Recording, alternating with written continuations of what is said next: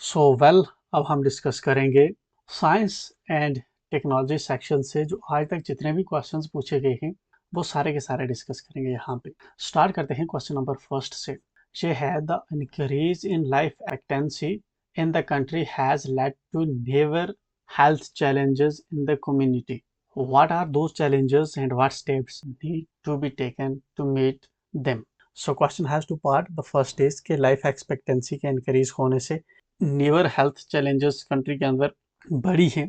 हमसे क्या पूछ रहा है? हमसे कह रहा है कि वो कौन सी challenges हैं। एक तो क्वेश्चन का पार्ट ये है कि जो लाइफ एक्सपेक्टेंसी के बढ़ने के साथ जो है बढ़ती है एंड क्या स्टेप्स हमें लेने चाहिए ये जो चैलेंजेस बढ़ रही है। चलिए पहले डेटा फैक्ट से शुरू करेंगे। इंडिया की लाइफ एक्सपेक्टेंसी पहले 49 ईयर्स थी 1970 में, तो 2022 में ये 70.9 ईयर्स हो गई। इसकी वजह से हुआ क्या कि एक एजिंग पॉपुलेशन हमें देखने को मिल रही है, एपिडेमियोलॉजिकल ट्रांजिशन। सो इसके लिए हम जो है जहाँ पे ड्रा करना होगा हमें अपना DTT, demographic transition model. Health challenges life जब बढ़ती है तो इसकी वजह से क्या हुई है, एक तो नॉन कम्युनिकेबल डिजीजेज जो हैं बड़ी हैं, जैसा कि कैंसर के 60% इंक्रीज देखने को मिलता है, cardiovascular diseases, diabetes, mental health issues भी अकॉर्डिंगली, डेमेंशिया होगा, डिप्रेशन होगा, ये बढ़ने को हमें देखने को मिलते हैं।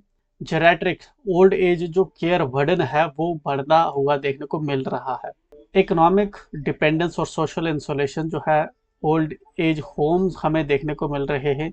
ओल्ड एज जो पीपल होते हैं अब्यूज के शिकार होते हैं। Multimorbidity, coexistence of multiple chronic diseases जिसकी वजह से डेथ होती है। तो these are certain 5 non communicable diseases, mental health, geriatric care, economic dependency और मल्टीमॉर्बिडिटी वाले कुछ इश्यूज हैं जो हमें चैलेंजेस देखने को मिलती हैं विद द एजिंग पॉपुलेशन। क्या स्टेप्स लेने की जरूरत है, दैट्स इंपॉर्टेंट। जो old age geriatric health care है उसको स्ट्रेंथन करने की ज़रूरत है। Community based elderly care establish करने की ज़रूरत है। आंगनवाड़ी स्टाइल जैसे एल्डरली वेलनेस सेंटर हम बना सकते हैं। इंश्योरेंस कवरेज का expansion, Ayushman Bharat to include elderly specific packages, mental health हम कर सकते हैं इम्प्रूव, ठीक है ना। डिस्ट्रिक्ट मेंटल हेल्थ प्रोग्राम हमें लगाने होंगे। Legal and social reforms, maintenance and welfare of parents and senior citizens act 2007 को स्ट्रेंथन करने की जरूरत है। कंक्लूजन में क्या लिखेंगे कि healthy ageing requires a shift in policy focus toward preventive, promotive and inclusive elderly care system. Now we have next question and it is, each year a large amount of plant material cellulose is deposited on the surface of the planet Earth. What are the natural processes this cellulose undergoes before yielding carbon dioxide, water and other end products? So what it says basically कि we have a lot of plants जो over the time dead हो जाते हैं, या फिर जो हमारी बाग्स होती हैं ट्रीज की, या फिर ट्विन्स वगैरह या लीव्स वगैरह, वो सारे गिर के टुकड़े टुकड़े होते हैं। उसके बाद उनका डिकम्पोजिशन होता है। हमें ये कह रहा है जब सेलुलोज जो है वो प्लैनेट की अर्थ पे सॉइल के ऊपर पड़ता है, देन उसके बाद जो है फाइनली जब उनका जो है डिग्रेडेशन होता है एलिमेंट्स के अंदर, तो उससे पहले जो है वो किस प्रोसेस से होकर गुजरता है। सेलुलोज को ही पहले डिफाइन कर लेते हैं। ये एक मेजर ऑर्गेनिक पॉलीमर है प्लांट्स के अंदर। 33% ऑफ प्लांट मैटर आपको सेलुलोज देखने को मिलेगा। डीकम्पोजिशन इसको होती है, ठीक है, ये एक ऑर्गेनिक कंपाउंड है, इसकी डीकम्पोजिशन हो जाती है, अल्टीमेटली इकोसिस्टम्स के अंदर ये रिटर्न हो जाता है। नेचुरल प्रोसेसेस क्या हैं इसके सेलुलोज के ब्रेक डाउन के? एक तो मैकेनिकल फ्रेगमेंटेशन, पहले कोई चीज़ जो है विंड, रेन वगैरह क्या करती है, या इंसेक्ट्स वगैरह इसको तोड़ती है, जो भी टेनी पत्ते वगैरह होंगे इनकी ब्रेक डाउन होता है, ठीक।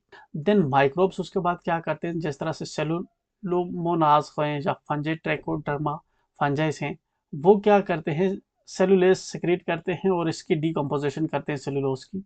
देन बायोकेमिकल डिग्रेडेशन होता है, सेलुलोज, सेलोबियोस और ग्लूकोस जो है बनते हैं। ग्लूकोज का फर्दर जो है एरोबिक और एनारोबिक रेस्पिरेशन होता है। एरोबिक होता है जब कार्बन डाइऑक्साइड, वाटर और energy in the presence of air, और एनारोबिक होता है एब्सेंस ऑफ एयर, जिस तरह से स्वैम्प्स वगैरह के अंदर। फिर सोयल ह्यूमिफिकेशन होती है। Then mineralization, finally nutrients, nitrogen, phosphorus वगैरह अलग अलग हो जाती है। तो सेलुलोज की डिकम्पोजिशन वाइटल है for carbon cycling, soil fertility और क्लाइमेट रेगुलेशन के लिए। Moving ahead we have question number third now. The Nobel prize in physics 2014 was jointly awarded to Akasaki Amano Nakarma for the invention of blue LEDs in 1990. How has this invention impacted the everyday life of human beings? Blue LEDs कैसे, ये part ज़्यादा important है जो कि मे भी repeat हो सकता है। ब्लू एलईडीज का जो इन्वेंशन है ये कैसे ह्यूमन की एवरीडे लाइफ को इम्पैक्ट कर रहा है। नोबेल प्राइज 2014 में जो है एफिशिएंट ब्लू एलईडी के लिए जो है दिया गया था। इससे पहले जो है रेड और ग्रीन एलईडीज एग्जिस्ट करते थे। तो ब्लू वाज की टू वाइट लाइट। तो इम्पॉर्टेंट फैक्ट जो ब्लू एलईडी के हैं वो हम देखते हैं। एनर्जी इफिशिएंसी, जैसे एलईडी जो बल्ब्स होते हैं वो 85% लेस एनर्जी कंज्यूम करते हैं। तो ये हमारा SDG 7 क्लीन एनर्जी के गोल को अचीव करने में हेल्प कर रहा है। एक्सटेंडेड लाइफ स्पेन 25,000 हावर्स की यूसेज जो होती है एलईडी बल्ब्स की होती है। Affordable lighting in rural houses, जो सोलर पावर्ड एलईडी लैंप्स होते हैं वो कम जो है कास्ट करते हैं जब कम यूनिट एनर्जी के कंज्यूम करते हैं और ज़्यादा ब्राइट लाइट देते हैं। स्मार्ट और कम्पैक्ट डिवाइसेस हम इसकी वजह से बना सकते हैं, जिस तरह से mobile, TV screen, digital watches के अंदर यूज होते हैं एलईडी। मेडिकल एप्लीकेशन जो है blue light therapy for neonatal jaundice के लिए जो है इसको ट्रीट करते हैं हम। आइटो microbial light disinfection in hospitals में देखने को मिलता है एज डिसइंफेक्टेंट, ठीक है ना, अगेंस्ट नियोनेटल जॉर्डन्स हम ब्लू एलईडी लाइट को यूज करते हैं। एनवायरमेंटल बेनिफिट्स आप देखें तो CFL ट्यूब्स की तरह जो है इसके अंदर मरकरी आपको देखने को नहीं मिलता और हीट भी कम जनरेट करता है। तो इन्वायरमेंटली फ्रेंडली है हमारे ब्लू एलईडीज। एग्रीकल्चर आप देखें तो ब्लू एलईडीज की वजह से हम इंडोर फार्मिंग कर सकते हैं। ये एक्चुअल में फोटोसिंथेसिस को स्टिमुलेट करता है। एजुकेशन एंड सेफ्टी के कंसर्न में देखें तो enhanced illumination in school, streets और पब्लिक स्पेसेस की वजह से ओवरऑल जो लाइफ क्वालिटी है वो इम्प्रूव होगी और सेफ्टी बढ़ती है। डेटा पॉइंट्स अगर हम देखें तो एलईडी पेनिट्रेशन एरिया के अंदर आप देखें तो 80% से ज़्यादा आपको देखने को मिलेगा। उजाला स्कीम ने डिस्ट्रीब्यूट किए 370 मिलियन एलईडी बल्ब से 2015। इंपॉर्टेंट ये है कि उजाला स्कीम आपको पता होना चाहिए और 80% से ज़्यादा इस वक्त मार्केट जो है वो एलईडी वहाँ पे हमें लाइटिंग देखने को मिलती है। कंक्लूड कैसे करेंगे कि ब्लू एलईडी जो है एक माइलस्टोन है in sustainable technology, reduced energy footprint, improved quality of life और ग्लोबल एनर्जी ट्रांजिशन हमें ब्लू एलईडी की वजह से देखने को मिला। Now we have the important question from defence aspect. ये रिपीटिंग हो सकता है। S400 से रिलेटेड है। How is S400 air defence system technically superior to any other system presently available in the world. So S400 है चूंकि US Iran वार चल रहा है तो उसके कंटेक्स्ट में थॉड, आयरन डोम, ठीक है, दीज आर सडन सिस्टम्स जो इस वक्त न्यूज में है।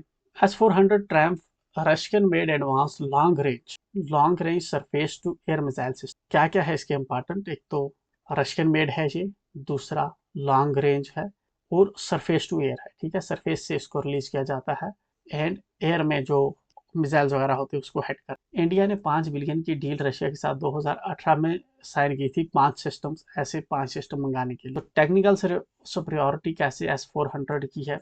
मल्टी टारगेट के ट्रैकिंग कैपेबिलिटी है इसके अंदर। ये 300 से ज़्यादा टारगेट साइमल्टेनियसली ट्रैक कर सकता है और 600 किलोमीटर तक का इसका रेंज का है, रडार रेंज। दूसरा ये है कि ये मल्टी लेयर्ड डिफेंस है, मतलब कि पहले 4 मिसाइल्स जो हैं 40N6, 48N6, 9M96 वगैरह, ये 440 से 400 किलोमीटर तक के डिफरेंट एरियाज में जो है इंटरसेप्ट करते हैं किसी भी प्रोजेक्टाइल को। देन 360 डिग्री कवरेज और मोबिलिटी है इसके अंदर।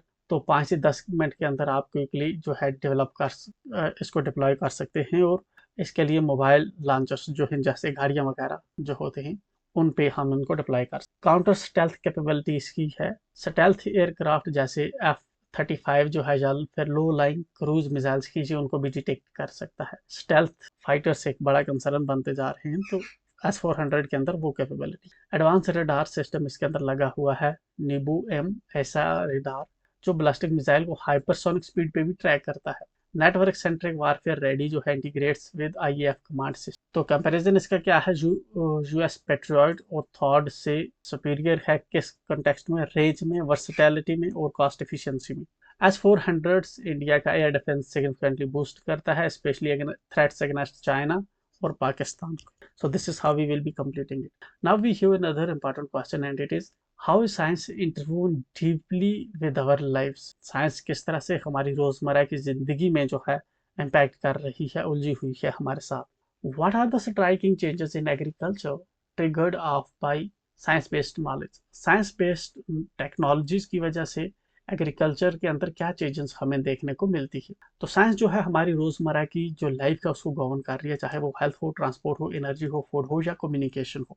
एवरीडे में साइंस किस तरह से जो है हमें जो है इंटरव्यू है हमारी लाइफ के साथ, तो उसके लिए हम जो है जैसे हेल्थ केयर में आप वैक्सीन देखें, RT-PCR या डायग्नोस्टिक्स देखें, एक्सरेज वगैरह देखें, कम्युनिकेशन में आप स्मार्टफोन्स देखें, सैटेलाइट्स देखें, इंटरनेट देखें, एनर्जी में सोलर पैनल्स देखें, न्यूक्लियर रिएक्टर्स देखें, मोबिलिटी में इलेक्ट्रिक व्हीकल्स देखें, GPS देखें। तो ये कुछ एग्जांपल्स हैं जो हमें बताती हैं कि साइंस हमारी रोजमर्रा की जिंदगी में है।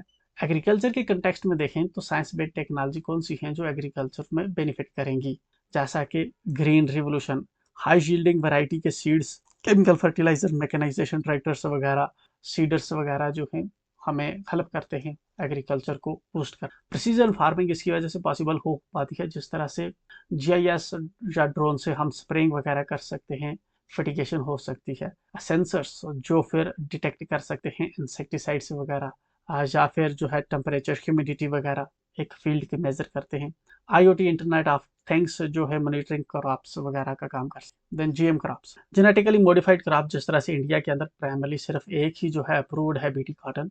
हायर यील्ड्स और पेस्ट रेजिस्टेंस जो है हमें GM क्रॉप्स डेवलप करता है। Soil health management, health soil health card, जो टेक्निकली जो है लैब के अंदर हम सॉइल की हेल्थ को टेस्ट करते हैं। नैनो फर्टिलाइजर्स जो है हमारा है लिक्विड यूरिया वगैरह। Weather forecasting and crop insurance, जैसा कि IMD का डेटा है या फिर फसल बीमा योजना है, ठीक है। IMD हमें फोरकास्टिंग देती है और फसल बीमा योजना क्रॉप इंश्योरेंस प्रोवाइड करती है। तो these are certain of the scientific technological initiatives जिसकी वजह से हम एग्रीकल्चर का बूस्ट देखने को मिलता है।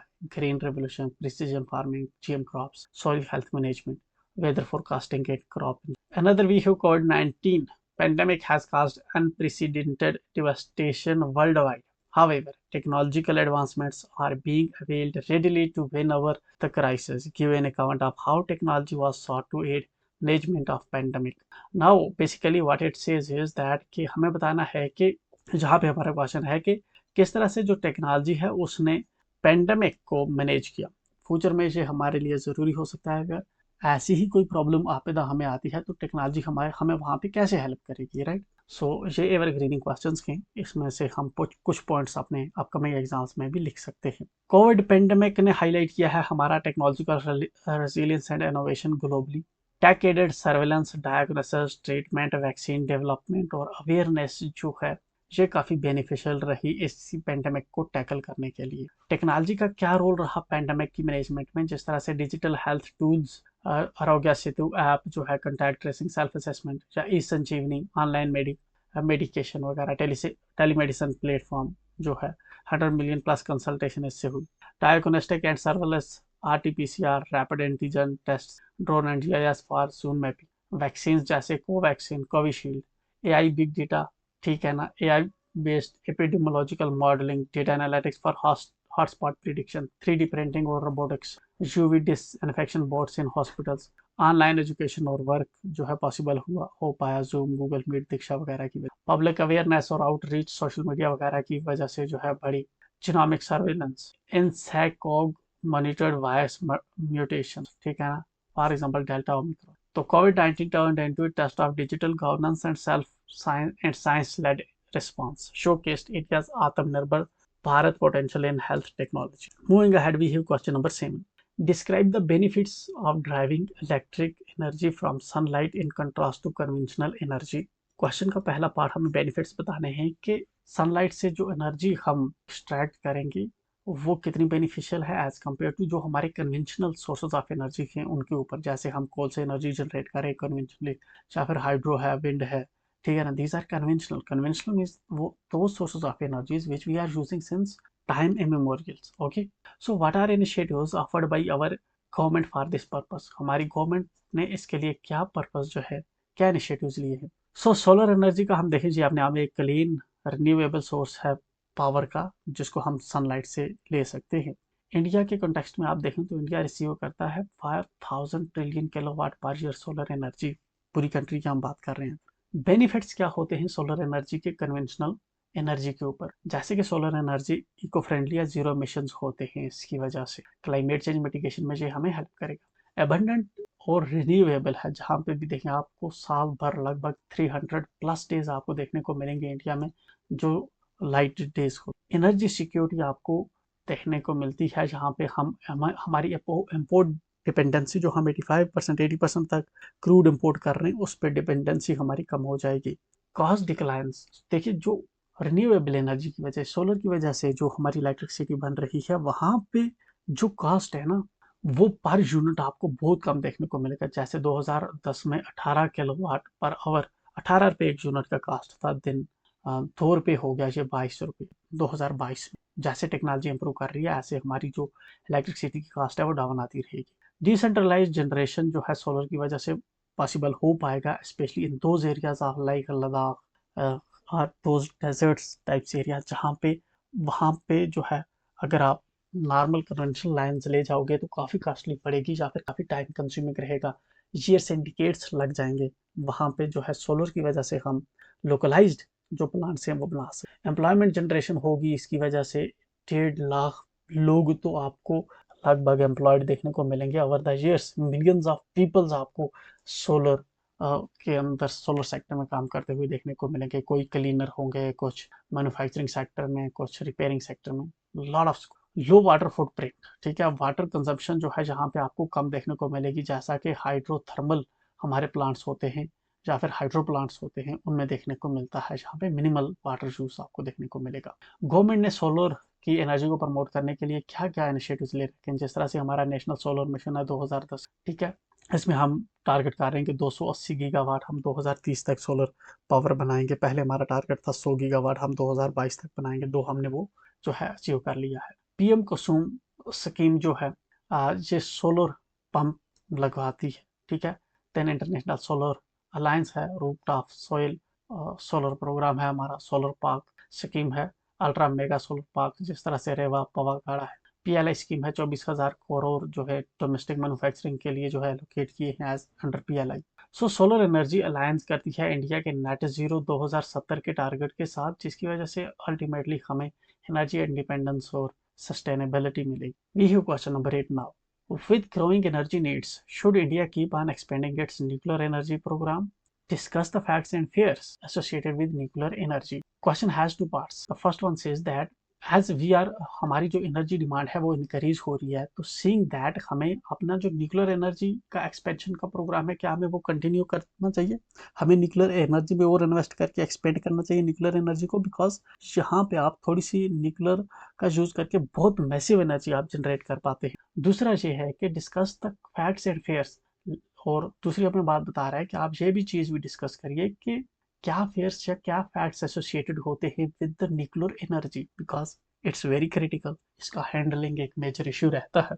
दो कम वॉल्यूम में हम बहुत ज़्यादा एनर्जी जनरेट कर पाते हैं, अपने आप में ये काफ़ी जो है इन्वायरमेंटल फ्रेंडली और एफिशिएंट होती है, बट अगर कभी डैमेज हो जाता है तो it gonna be disasters and devastating. चलिए इंट्रोडक्शन हम कैसे लिखेंगे इसकी। India energy demand expected to double by 2040। IEA का डेटा है, ये कहता है कि इंडिया की एनर्जी डिमांड 2040 तक डबल हो जाएगी।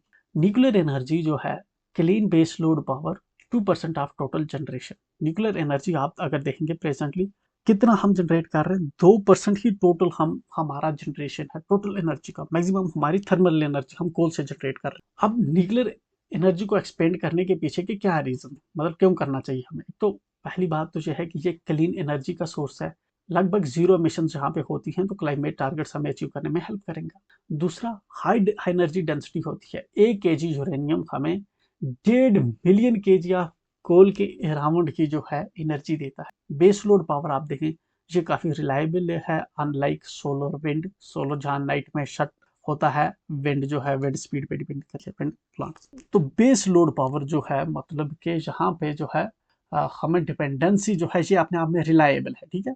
स्ट्रेटेजिक कैपेबिलिटी जो है, इसकी वजह से जब हम न्यूक्लियर क्षेत्र में काम करें तो एक तो साइंटिफिक एडवांसमेंट एनहांस होगी, क्योंकि बिकॉज अगर हम फ्यूचर में चलकर न्यूक्लियर बैटरीज अगर हम बना लेते हैं तो क्या होता है कि those will kind of battery जो मोबाइल फोन्स के अंदर सालों साल चलेंगी, 20-20 साल, 50-50 साल चलेगी, ऐसे ही हमारे इलेक्ट्रॉनिक गैजेट्स में या फिर स्पेस में हमें कोई गैजेट्स यूज़ करने हैं तो। लेकिन अगर हमारे पास, अगर हमने आज जो है हमारे न्यूक्लियर पावर प्लांट्स पे काम किया होगा तो अल्टीमेटली धीरे-धीरे हम तभी प्रोग्रेस करके जो है साइंटिफिक एडवांसमेंट हमें इसके अंदर देखने को मिलेगी और ये काफ़ी बेनिफिशियल हो सकता है। तो ड्यूल यूज़ हम टेक्नोलॉजी का इंडिजिनस थोरियम रिजर्व्स अगर आप देखें प्रेजेंटली, एक तो बड़ा फैक्टर ये भी है कि वर्ल्ड के सबसे ज़्यादा थोरियम के रिजर्व जो है आपको इंडिया में देखने को मिलेंगे। 25% यूरेनियम थोरियम के यहाँ पे जो है इंडिया की कोस्टल एरियाज में, स्पेशली केरला के एरियाज में आपको देखने को मिलेंगे। तो इंडिया का जो है 3 स्टेज न्यूक्लियर प्लान जो है कि इस थोरियम को जो है हम फाइनली जो है कंज्यूमेबल बनाएंगे, तो कैसे कैसे करके बनाएंगे उसके लिए से काफ़ी जो है हमारे पास आपने ये एनर्जी के रिसोर्सेज हैं तो हमारे लिए काफ़ी बेनिफिशियल होगा। तो इसलिए हमें न्यूक्लियर एनर्जी के क्षेत्र में काम करना है। क्लीन एनर्जी है, हाई डेंसिटी है, बेस रिलायबल है, स्ट्रैटेजिक कैपेबिलिटी है और थ्योरियम हमारे पास अपना है। कंसर्न्स हाँ क्या है, इसके कंसर्न्स और फेयर्स क्या है। न्यूक्लियर एक्सीडेंट जिस तरह से चेरनोबिल हुआ या फिर फुकुशिमा हुआ तो लोग अक्सर इसको अपोज करते हैं अपने नियर बाई एरियाज में, इनके इसके अगेंस्ट प्रोटेस्ट करते हैं क्योंकि कभी भी जो है धमाका हो सकता अगर प्रॉपरली हैंडल नहीं किया गया। दूसरा ये है कि वेस्ट डिस्पोजल, चूंकि यहाँ पे रेडियो एक्टिव मटेरियल निकलता है उसकी बहुत लंबा टाइम लगता है जो है इस रेडियो एक्टिव वेस्ट को डिस्पोज होने में।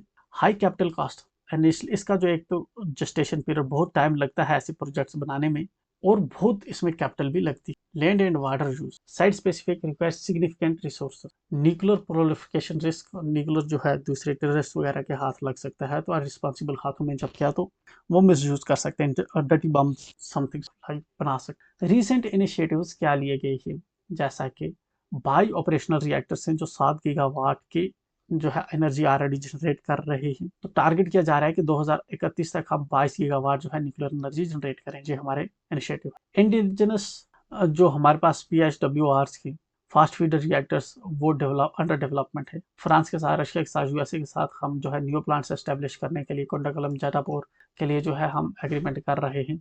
Amendment of atomic energy act 2015 to allow PSU in joint venture. Conclusion क्या है इसका, with proper safeguards nuclear energy can play crucial role in India's energy mix and low carbon growth. At the end हम बताएंगे कि हाँ ये जो है हमें सेफ गार्ड इंश्योर करना चाहिए। न्यूक्लियर एनर्जी जो है ये क्रूशल रोल प्ले कर सकती है हमारे एनर्जी मिक्स में और low carbon growth environmental friendly तो है।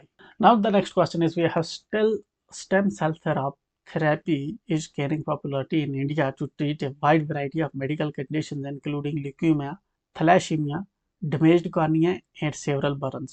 Describe briefly what stem cell therapy is and what advantages it has over the other treatment. Now particularly ये जहाँ पे बताता है स्टेम सेल थेरापी, और स्टेम सेल थेरापी से हम जैसे ब्लड कैंसर वगैरह होगा या थैलेसीमिया होगा या फिर कॉर्निया डैमेज होगा या फिर कहीं से कोई जल गया होगा तो उन चीज़ों को हम जो है रिपेयर कर सकते हैं। तो हमें कहता है कि आप ब्रीफली डिस्क्राइब करिए कि एक तो स्टेम सेल थेरेपी है क्या और इसके फायदे क्या हैं। ठीक है।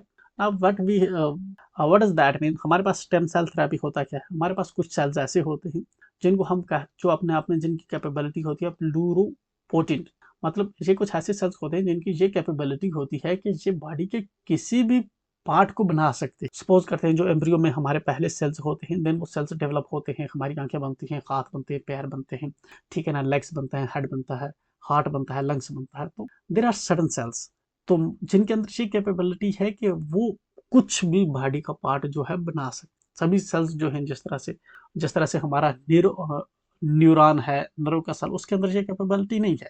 ये सिर्फ कुछ ही सेल्स हैं, स्टेम सेल्स हैं, जिनके अंदर ये कैपेबिलिटी होती है। तो इस रिसर्च से अब जो है साइंटिस्ट ये कर रहे हैं कि इन सेल से कोई ऑर्गन जो है बना सकते हैं, जिस तरह से लिम्स बना सकते हैं, हाथ बना सकते हैं, पैर बना सकते हैं, हार्ट बना सकते हैं, लंग्स बना सकते हैं। ठीक है ना, इस पॉसिबिलिटी को एक्सप्लोर किया जा रहा है। तो उसी कंटेक्स्ट में ये जो है कह रहा है, एक तो स्टेम सेल थेरेपी को आप जो है डिफाइन करिए। स्टेम सेल्स जो है ये अनडिफरेंशिएटेड सेल्स होते हैं that can develop into specialized cells. Undifferentiated cells, what does that mean कि जब ये कोई सेल हमारे पास है, ठीक है ना, ये कोई भी ऑर्गन डेवलप कर सकता है। ठीक है, तो इससे हम स्पेशलाइज्ड सेल, जैसे हम चाहें तो इससे हम जो है न्यूरॉन, नर्व के सेल डेवलप करवा सकते। ठीक है। देन जैसे टाइप्स आपको एम्ब्रियोनिक, अडल्ट, इंड्यूस्ड प्लूरिपोटेंट, ठीक है, ये वाले आपको देखने को मिलेंगे 3 टाइप्स। स्टेम सेल थेरेपी अब क्या हो, स्टेम सेल थेरेपी होती है स्टेम सेल्स का यूज करना to replace or regenerate damage tissues organ. ये जो है ऑटोलॉगस उसी पेशेंट के स्टेम सेल लेके उसी को ट्रीट करना भी हो सकता है, या फिर किसी दूसरे पेशेंट से सेल लेके दूसरे पेशेंट को ट्रीट करना भी हो सकता है, उसको कहते हैं एलोजेनिक। एडवांटेजेस क्या होते हैं इसके, एडवांटेजेस क्या हैं इसके, अवर कन्वेंशनल ट्रीटमेंट्स हमारे होते हैं जिनमें हम मेडिसिन वगैरह देते हैं, एंटीसेप्टिक्स एंटीबायोटिक्स मेडिसिन देते हैं, उसके उसके ऊपर इसका क्या फायदा हो। इसकी जो है एक तो रीजनरेटिव कैपेबिलिटी है, ये रूट काज को एड्रेस करता है ना कि सिम्टम्स को।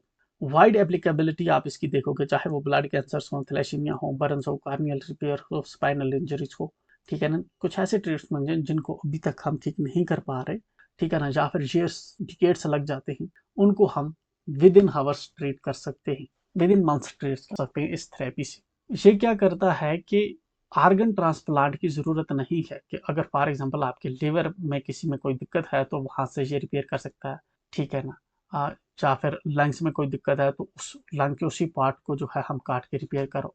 These are capabilities of this, जिसकी वजह से आर्गन ट्रांसप्लांट करने की हमें ज़रूरत जो है कम हो जाएगी। मिनिमली इन्वेसिव, ठीक है ना, ये लेस पेनफुल रहेगा, क्विकर रिकवरी इसके अंदर पॉसिबल है। पर्सनलाइज्ड मेडिसिन जो है, पेशेंट स्पेसिफिक सेल थेरेपीज जो है वो डेवलप की जा सकती है। तो these are advantages, regenerative ability है, वाइड एप्लीकेबिलिटी है, आर्गन ट्रांसप्लांट की ज़रूरत जो है कम हो जाएगी, मिनिमली इन्वेसिव, ज़्यादा डैमेजिंग नहीं है, पेनफुल ज़्यादा नहीं है, पर्सनलाइज्ड मेडिसिन इससे बन पाएगी। रीसेंट डेवलपमेंट इंडिया के अंदर आप देखें तो ICMR guidelines on stem cells research 2024 हमें देखने को मिलती हैं। LV Prasad eye institute success in corneal regeneration, RISN institute ने जो है किया है कॉर्निया का रीजन। एम्स और NII trials for thalassemia cardiac diseases पे ऑलरेडी काम कर रही है। कंक्लूजन में हम क्या लिखेंगे कि जो स्टेम सेल थेरेपी है, ठीक है, ये एक प्रॉमिसिंग फ्रंटियर है in regenerative medicine with potential to revolutionize disease treatment in India. Moving ahead, we have question number 10. Give an account of the growth and development of nuclear science and technology in India. ठीक है, पहला part, what is the advantage of fast breeder reactor program in India? दूसरा part, पहला कि growth और development nuclear science में कैसे हो रही है इंडिया में, एक तो उसका बताइए, दूसरा कि फास्ट ब्रीडर जो रिएक्टर है उनका क्या फायदा है। चलिए हिस्टोरिकल कॉन्टेक्स्ट से हम स्टार्ट करते हैं। इंडिया का न्यूक्लियर प्रोग्राम जो है वो 1948 में होमी जे बाबा के द्वारा इनिशिएट किया जाता है। पर्पज इनिशियली हमारा क्या था, एनर्जी सिक्योरिटी को इंश्योर करना और टेक्नोलॉजिकल सेल्फ रिलायंस हासिल करना न्यूक्लियर एनर्जी।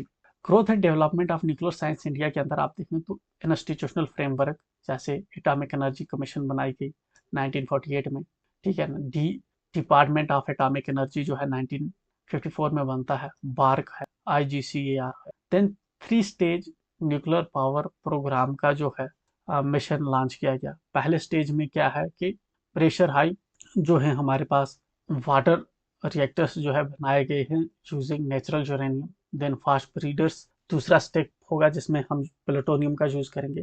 देन तीसरे स्टेप में हम थोरियम बेस्ड रिएक्टर्स जो है बनाएंगे। की माइल के क्या क्या हमने अचीव किया है, जिस तरह से 1974 में हमने पहला जो है न्यूक्लियर टेस्ट किया था पोखरान के अंदर, फिर 1998 में हम पोखरान सेकंड जो है किया गया था टेस्ट, ठीक है। इंडिजिनस रिएक्टर्स जिस तरह से कुंडकोलम है, तारापुर है, कल्पक, ये तैयार किए गए हैं। Then UDA civil nuclear cooperation with USA 2008 के अंदर साइन होता है।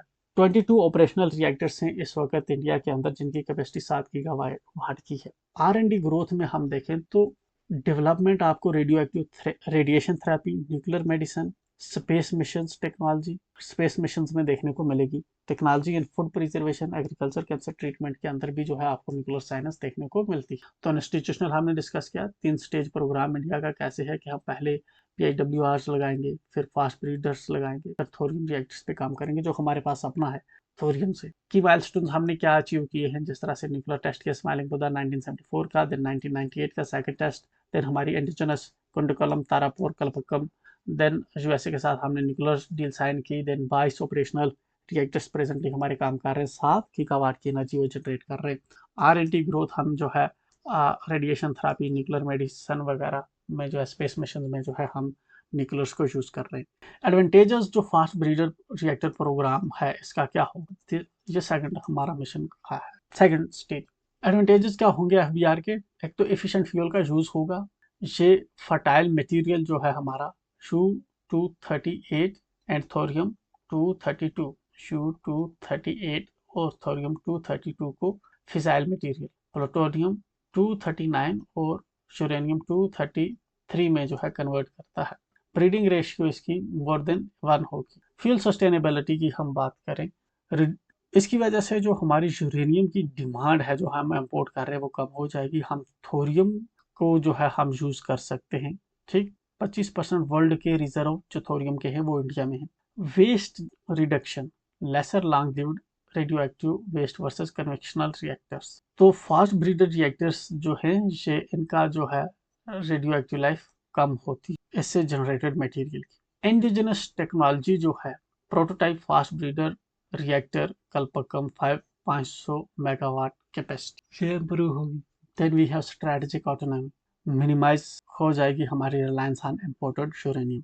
कंक्लूजन क्या है कि एफबीआर जो है ये बैकबोन बनाता है इंडिया के 3 स्टेज न्यूक्लियर प्रोग्राम की, crucial for achieving long term clean energy goal. So these are certain important aspects of FBR जो हमारा सेकंड स्टेज का। Now we have question, using India's TKDL traditional knowledge digital library with our 2 million medicinal formulations is proving powerful in fighting erroneous patent. Discuss the pros and cons of making this database open source. TKDL what it is? 2002 में हमने एक जो है launch की है एक library जिसके अंदर जो हमारे पास इंडिजिनस जो हमारे पास नॉलेज है, जिस तरह से दूध के अंदर अगर हम टर्मरिक मिला के पीते हैं तो ये एंटीसेप्टिक इफेक्ट इसका होता है। तो ये वाली जो हमारी नॉलेज है, यहाँ पे डिफरेंट तरह के हमारे ट्राइब्स हैं, लोग हैं, कल्चर्स हैं, उनके अंदर डिफरेंट प्रैक्टिसेस हैं, तो इनकी ना हमने एक डिजिटल लाइब्रेरी बनाई है। अब बाहर की कोई कंट्री जैसे यूएसए,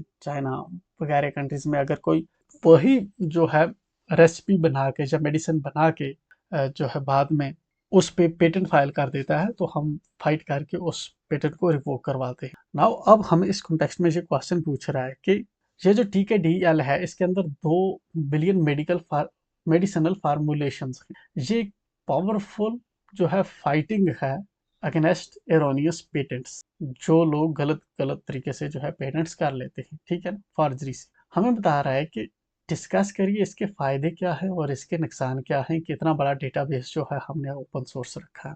चलिए, TKDL जो है ये एक जॉइंट इनिशिएटिव है CSR और आयुष का, डिजिटाइज करता है इंडिया की ट्रेडिशनल नॉलेज। इसकी वजह से जो हमारी बायो प्राइवेसी है, पायरेसी है, जिस तरह से टर्मरिक नीम पेटेंट केसेस जो है वो हमने प्रिवेंट किए हैं, जीते, उनके पेटेंट्स हमने रिवोक करवाए हैं क्योंकि उन्होंने हमारी नॉलेज का यूज कर जो है पेटेंट्स लिए थे। Now pros of open source access और कॉन्स ऑफ ओपन सोर्स। सबसे पहले कि फायदा क्या है?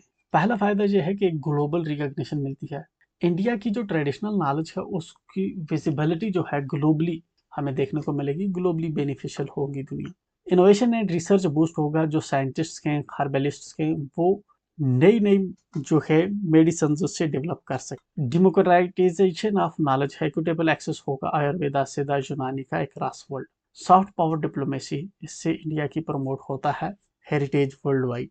इसके नुकसान क्या क्या हैं? जिस तरह से बायोपायरेसी हो सकती है तो उसकी वजह से जो है फॉर एग्जांपल कोई ट्रेडिशनल नॉलेज को यूज़ कर किसी कंपनी ने कोई मेडिसिन बना लिया, बाद में उसका जो बेनिफिट है वो शेयर नहीं करेगा लोकल कम्युनिटी के साथ, वो एक इशू हो सकता है। Loss of commercial control, traditional knowledge monetise की जाएगी आउटसाइडर्स के द्वारा।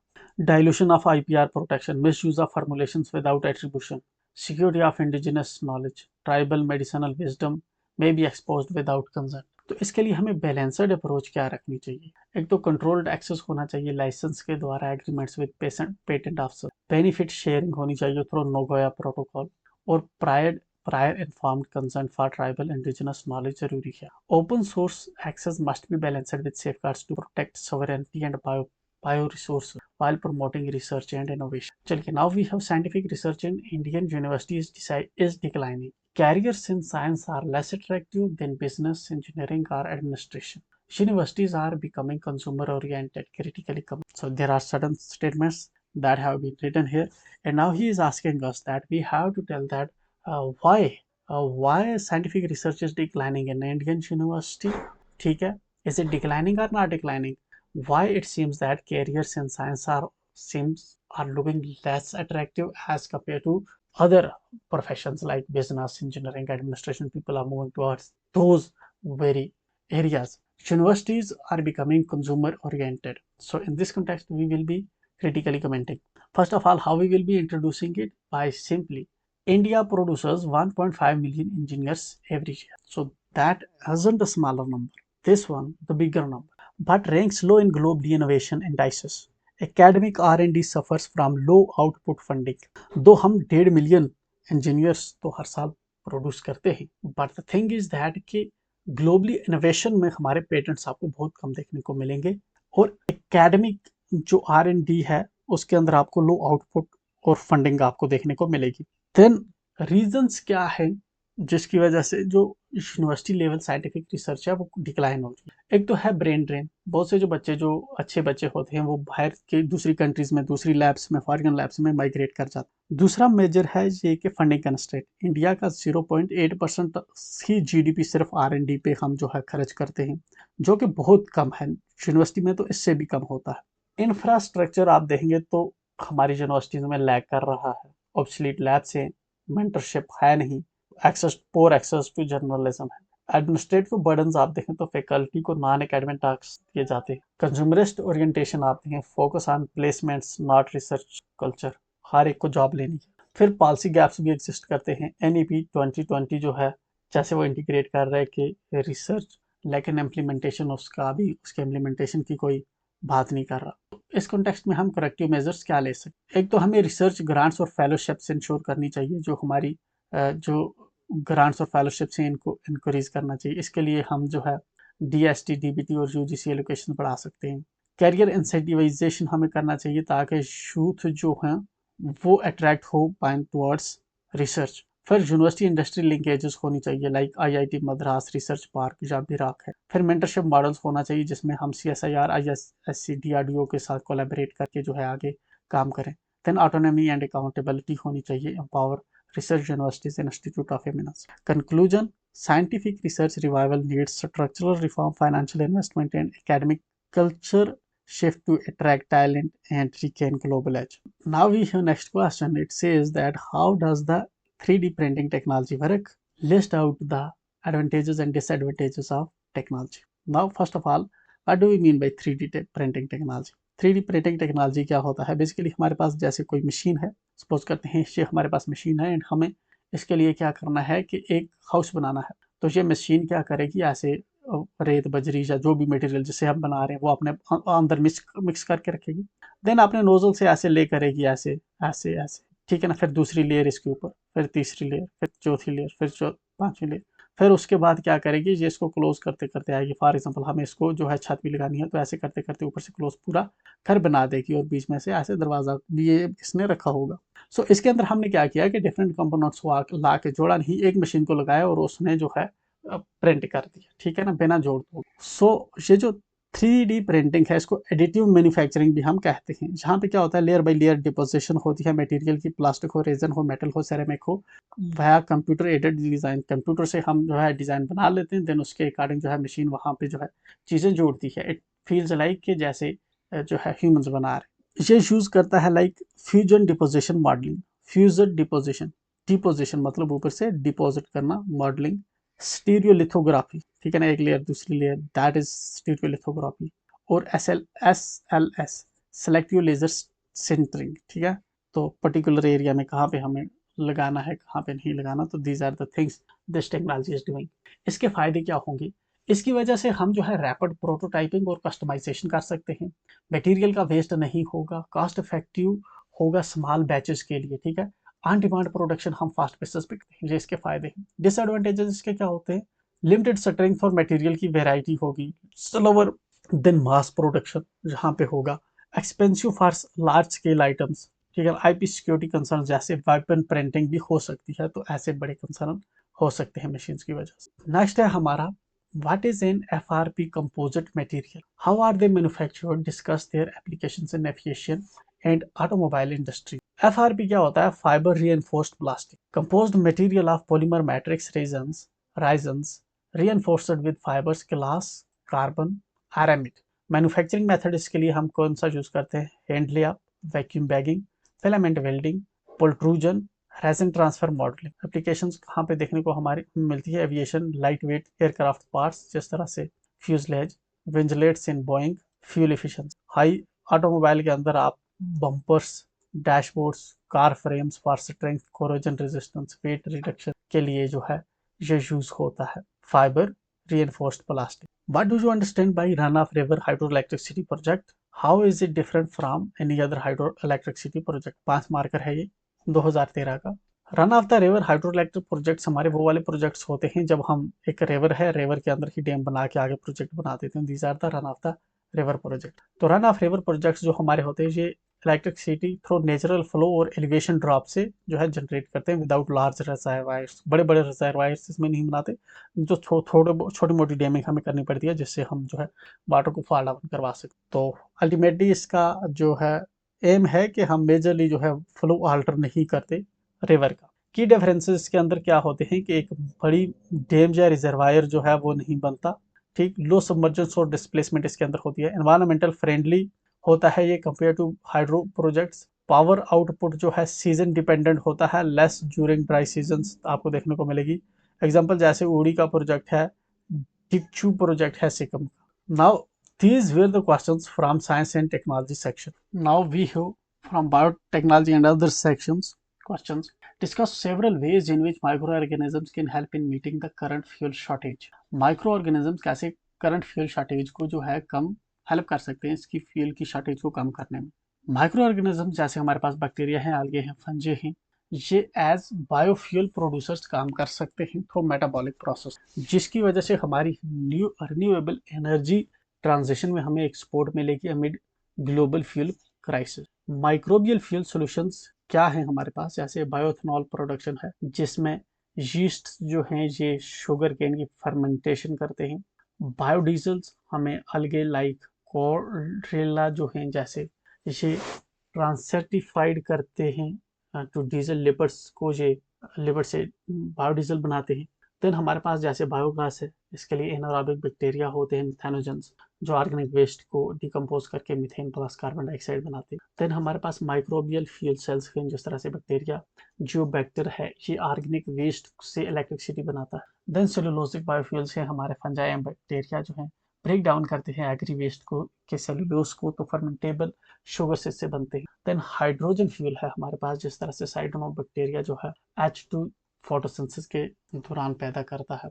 ये माइक्रोबियल सॉल्यूशंस है। बायोइथेनॉल है, बायोडीजल है, बायोगैस है, माइक्रोबियल फ्यूल सेल्स है, सेलुलोजिक बायोफ्यूल्स है, हाइड्रोजन फ्यूल है। एडवांटेजेस इसके क्या होते हैं? Low emissions, biodegradable, decentralized fuel generation. ये एग्रीकल्चर एंड म्युनिसिपल वेस्ट को यूटिलाइज करते हैं तो वो भी क्लीन हो जाता है अंदर। एग्जाम्पल आप देखें तो CSIR, IICT या फिर DBT जो है वो सपोर्ट कर रहे हैं algal biofuel pilots. Sweden use कर रहा है बायोगैस बसेस का। इंडियाज गोबर धन स्कीम जो है वो बायोगैस फ्रॉम कैटल वेस्ट बनाने की बात। We have next question, it's about James Webb telescope, unique features, key goals and benefit. So this was the question of past and it won't be asked again.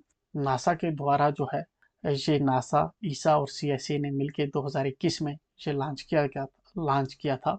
L2 position पे इसको रखा गया है, ठीक है। इसकी इंफ्रारेड कैपेबिलिटी है, gold coated beryllium mirror है, इसका सनशील्ड साइज वगैरह है। दीज आर सर्टेन थिंग्स, अब इसको रिपीट नहीं किया जाएगा। Moving ahead we have contributions of Visvesvaraya और स्वामीनाथन के क्या कंट्रीब्यूशंस रहे हैं इंडिया में।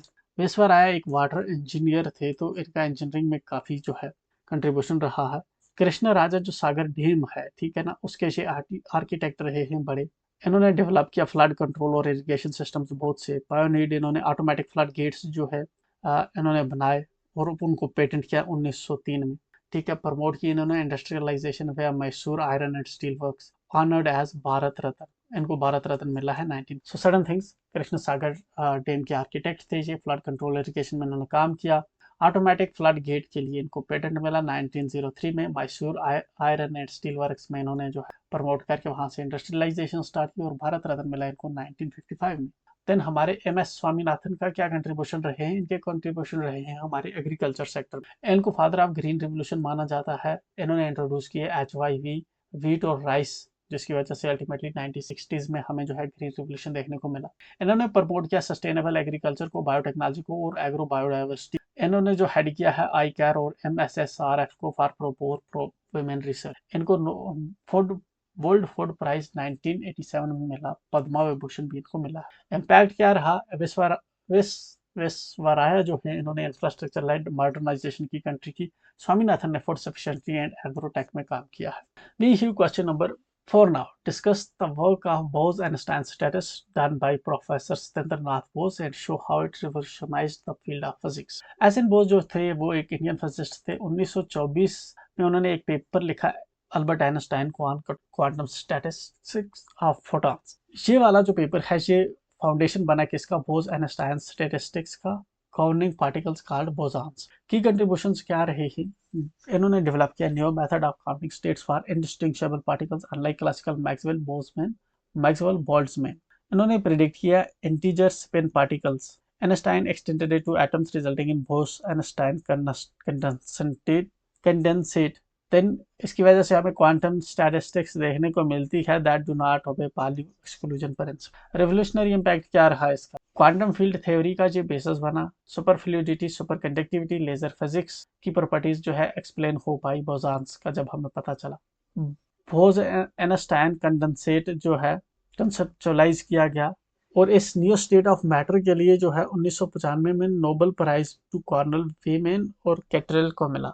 Crucial for understanding standard model Higgs boson is a boson. Legacy क्या रही? पार्टिकल कैटेगरी जो बोसॉन है named after him paved the way for innovations in quantum computing, low temperature physics.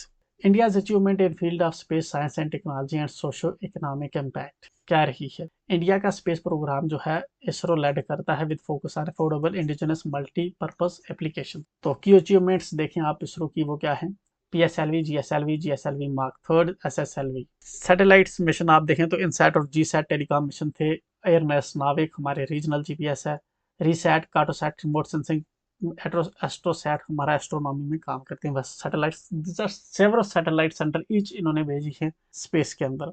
Deep space mission की आप बात करें तो Chandrayaan first launch किया गया था 2008 में, जहां पे मून के ऊपर जो है वाटर की डिस्कवरी हुई। देन मंगलयान जो है 2013 में फर्स्ट एशियन ऑर्बिटर जो है एशियन मार्स ऑर्बिटर था। देन चंद्रयान 2 2019 में, चंद्रयान 3 2024 में, आदित्य एल1 2023 में सोलर स्टडी के लिए भेजा। Record launch of PSLV C35 launch 104 satellites in one go in 2017। Socio economic applications क्या रहे हैं इसकी? एग्रीकल्चर में आप देखें तो हमारा जो है क्रॉप मॉनिटरिंग, सॉइल मैपिंग, फसल चमन जो है, disaster management, flood, cyclone, INSAT satellite हमारे काम कर रहे हैं। टेलीमेडिसिन में, remote health care in rural areas. Education में देखें तो आप एडुसैट जो है डिस्टिंक्ट लर्निंग को सपोर्ट करता है। वेदरिंग फोरकास्टिंग में आते हैं तो IMD की सैटेलाइट से। नेविगेशन में आप देखें तो हमारे पास जो अपना नाविक है वो रोड मैरीन लॉजिस्टिक्स को जो है एनहांस करता है। कंक्लूजन आप देखें तो इंडिया का जो space tech supports inclusive development, disaster religious, digital connectivity and global Prestige पे फोकस कर रहा है। What is the main task of India's third moon mission which could not be achieved in its early mission? List the countries that have achieved this task, introduce the subsystems in the spacecraft launched, and explain the role of Virtual Launch Control Center at Vikram Sarabhai Space Center which contributed to the successful launch from Sriharikota। 2024 का question है जी। यहाँ पे चंद्रयान 3 जब हमने launch किया जुलाई 2024 में, तो India का थर्ड लूनर स्पेस मिशन था। फर्स्ट सक्सेसफुल सॉफ्ट लैंडिंग जो है मून के साउथ पोल पे हो पाई। चंद्रयान 2 जो है वो फेल हो चुका था 2019 में during final descent of Vikram lander. Main task जो चंद्रयान 3 का था वो था सक्सेसफुल सॉफ्ट लैंडिंग अचीव करना near lunar south pole, region rich in water ice and unexplored geology. तो इसने डिप्लॉय किया प्रज्ञान रोवर को for space exploration, scientific analysis. Countries जो ये टास्क पहले कर चुकी थी, US, Russia, China, India. Spacecraft में सब सिस्टम आप देखें तो एक लैंडर था विक्रम जिसका नाम था, जिसके अंदर एल्टीमीटर, एक्सेलोमीटर, थ्रॉटलेबल इंजन थे, ठीक है ना। देन रोवर था प्रज्ञान, देन प्रोपोर्शनल मॉड्यूल था। Role of virtual launch control centre क्या रहा? रियल टाइम इन्होंने मॉनिटरिंग की, हेल्थ चेक्स की, टेली कमांडिंग की, प्री लॉन्च साइमुलेशंस, ट्रैजेक्टरी जो है करेक्शंस इन्होंने किए, error free launch from SDSC से इन्होंने सरीहटा हरिकोटा से किया। चंद्रयान 3 जो है जो मार्क करता है इंडिया की leap in lunar exploration, solidified in its position in elite spacefaring nation. Now space attack से दूसरा हमारा क्वेश्चन है, introduce the concept of AI, how does AI help clinical diagnosis, do you perceive any threat to privacy of the individual in the use of AI health in healthcare। AI basically हमारा क्या है कि एक machine की capability है जो humans की intelligence को वो मिमिक करती है, ठीक है। एआई एक सिमुलेशन है ह्यूमन इंटेलिजेंस का मशीन्स के अंदर, using algorithm that learns, adopt and solve problems autonomously. AI clinical diagnosis में कहाँ पे यूज होता है, इमेज एनालिसिस में, जिस तरह एआई एक्सरेज को रीड करता है, एमआरआई को, सीटी स्कैन्स को, डिटेक्टिंग कैंसर, फ्रैक्चर्स। गूगल्स का लाइन एल्गोरिथम ब्रेस्ट कैंसर की डिटेक्शन करता है, जैसे predictive analytics, risk scoring for diabetes, heart disease वह EHR analytics, decision support system. IBM का वाटसन हेल्थ ऑफर्स करता है treatment suggestion based on patient data. Genomic analysis, AI speeds up rare disease diagnosis using DNA sequencing. Privacy को क्या threat है, sensitive data का misuse हो सकता है, जिस तरह से genetic, biometric, health record. Cyber security risk जो है, क्लाउड स्टोरेज में डेटा जो है वहाँ पे अटैक हो सकता है, डेटा लीक हो सकता है। थर्ड पार्टी एआई प्लेटफॉर्म्स जो हैं वो डेटा ब्रीच कर सकते हैं। Potential for discrimination profiling using predictive data हो सकता है। while AI can transform healthcare robust data protection laws like TPDP Act 2024 are essential for ethical and secure implementation. Now we have what is the basic principle behind vaccine development. How do vaccine works? First हमें बताना है basic principles क्या है vaccine development के पीछे। Second, vaccine कैसे काम करती हैं। Third, what approaches are adopted by Indian vaccine manufacturers to produce COVID-19 vaccine? So these are the three questions that we shall be discussing here। Vaccine जो हैं वो स्टिमुलेट करते हैं इम्यून सिस्टम को to recognize and fight pathogens. India emerged as global vaccine hub during कोविड-19। Basic principle जो vaccine development का वो क्या है, on adaptive immunity, introducing antigen components, weakened and activated virus proteins, mRNA, immune memory, ठीक है ना। then induces B cells, antibodies and T cells for long term protection. Mechanism इसका क्या होता है, हाउ वैक्सीन वर्क्स, एंटीजेंस जो है जिस तरह से स्पाइक प्रोटीन है इंट्रोड्यूस होता है, ये इम्यून सिस्टम को जगाता है, इम्यून सिस्टम इसके अगेंस्ट जो है रिस्पांस करता है, तो एंटीबॉडीज जो है प्रोड्यूस होते हैं। इफ री inflicted immune system neutralises virus rapid, अगर उसके बाद कभी ये पैथोजन बॉडी के अंदर एंटर होगा तो ऑलरेडी पहले जो है एंटीबॉडीज बना के रखे होते हैं हमारे बॉडी ने, तो वो ऐसे एंटीजन पे अटैक करता है और दिन क्या करता है, किल कर देता है। हाउ इंडियन अप्रोचेस टू कोविड-19 वैक्सीन डेवलपमेंट, जिस तरह से कोवैक्सिन, कोविशील्ड, सर्विवैक्स, सर्को, एनकोवैक, तो दीज आर सम थिंग्स आप मेंशन कर सकते हो। इंडिया जो यूज करता है डाइवर्स प्लेटफॉर्म्स को जिस for to develop safe, scalable, affordable vaccines, showcasing self-reliance and global health leadership. Moving ahead, we have another question. It is, what are the research and development initiatives in applied biotechnology? How will these achievements help uplift the poor sections of the society? The question says that research and development, what are the research and developmental achievements in applied biotechnology? Applied biotechnology के अंदर क्या achievements research and development की हमें देखने को मिल रही है। That is the first part of question. Then, how will these achievements help uplift the poor section of the society? Poor section जो society का है बायोटेक्नोलॉजी के सेक्टर में जो हमें यहाँ पे अचीवमेंट्स देखने को मिल रही हैं वो कैसे उनको जो है अपलिफ्ट करने में मदद करेगा। How we will be introducing it, biotechnology की ही डेफिनेशन से स्टार्ट करते हैं। अप्लाइड बायोटेक्नोलॉजी जो है यूज करता है बायोलॉजिकल सिस्टम को, प्रोसेस को for industrial, agriculture and health care innovations, supported by DBT, BIRAC, CSIR, ICMR. Key R and D achievements जो हमें अप्लाइड बायोटेक में देखने को मिली हैं वो क्या है। एग्रीकल्चरल में अगर हम देखें आपको, जिस तरह से बीटी कार्टन है, पेस्ट रेजिस्टेंट जो है जहाँ पे कार्टन जो बनाता है, ठीक है ना।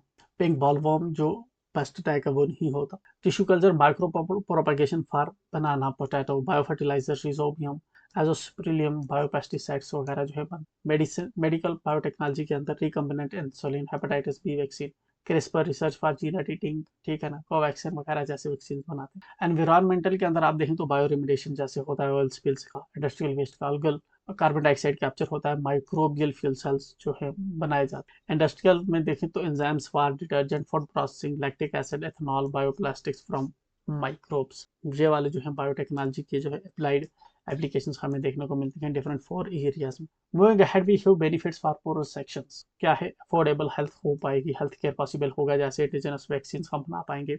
एग्रो इनकम बूस्ट होगा, हाई यील्डिंग क्रॉप्स होंगी, तो जो हमारे पास जो हंगर है हम उसको रिड्यूस कर पाएंगे। एम्प्लॉयमेंट जनरेशन होगी, ठीक है ना। न्यूट्रिशन एंड सैनिटेशन जो है इम्प्रूव होगी, ठीक है। कंक्लूजन्स में हम क्या लिख सकते हैं कि अप्लाइड जो बायोटिक है ये ब्रिज करता है टेक्नोलॉजी एंड इक्विटी को, अलाइनिंग विद आत्मनिर्भर Bharat and SDGs 239 for inclusive growth. Now we have, what do you understand by nanotechnology and how is it helping in health sector? Nanotechnology क्या है और health sector में जी कैसे help कर रहा है? Nanotechnology क्या है? Manipulation of matter at atomic molecular scale 1 to 100 nanometer to design novel materials with enhanced property। मतलब ये कि नैनो टेक्नोलॉजी क्या होता है, जो छोटे छोटे हमारे 1 से 100 नैनोमीटर के पार्टिकल्स एटॉमिक और मॉलिक्यूलर स्केल्स पे हम मैनिपुलेशन करते हैं मटेरियल की, जिसकी वजह से जो है नया मटेरियल हम बनाते हैं जिसकी इन्हांस्ड थोड़ा प्रॉपर्टीज होती है। एप्लीकेशन हमें नैनो टेक्नोलॉजी का कहाँ पे देखने को मिलता है, टारगेटेड ड्रग डिलीवरी पे। जो नैनो कैरियर्स होते हैं हमारे, जैसे हमारे लाइपोसोम्स होते हैं, डेंड्रीराइमर्स होते हैं, ये ड्रग्स को डायरेक्टली जो है अफेक्टेड टिश्यू तक डिलीवर करते हैं, तो बाकी बॉडी के पार्ट जो है उससे डैमेज नहीं होता। फॉर एग्जांपल जैसे हमारा एब्रैक्सेन है, ये एक नैनो पार्टिकल एल्बुमिन बाउंड पैलेक्सेटिव पैक्लिटेक्सेल फॉर ब्रेस्ट कैंसर के लिए है।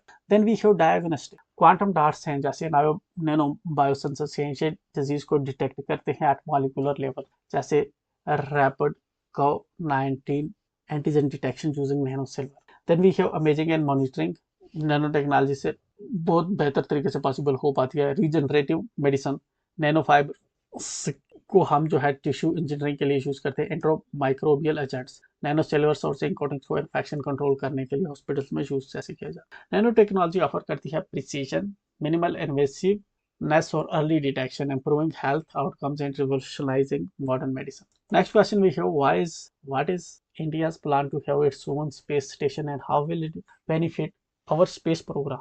इंडिया प्लान कर रहा है कि 2030 तक ये अपना स्पेस स्टेशन एस्टेब्लिश करेगा। ये अनाउंस किया गया था इसरो के द्वारा 2019 में, after success of Gaganyaan mission. India का प्लान क्या है कि मॉड्यूलर स्पेस स्टेशन जो है जिसका 20 टन का वजन होगा, ये हम बनाएंगे to support microgravity experiment in biology medicine material to be placed at LEO 400 kilometre above this. Benefits क्या रहेंगे इसके? इंडिजिनस कैपेबिलिटी होगी हमारे पास कि हम खुद से स्पेस फ्लाइट जो है कर पाएंगे, ठीक है ना।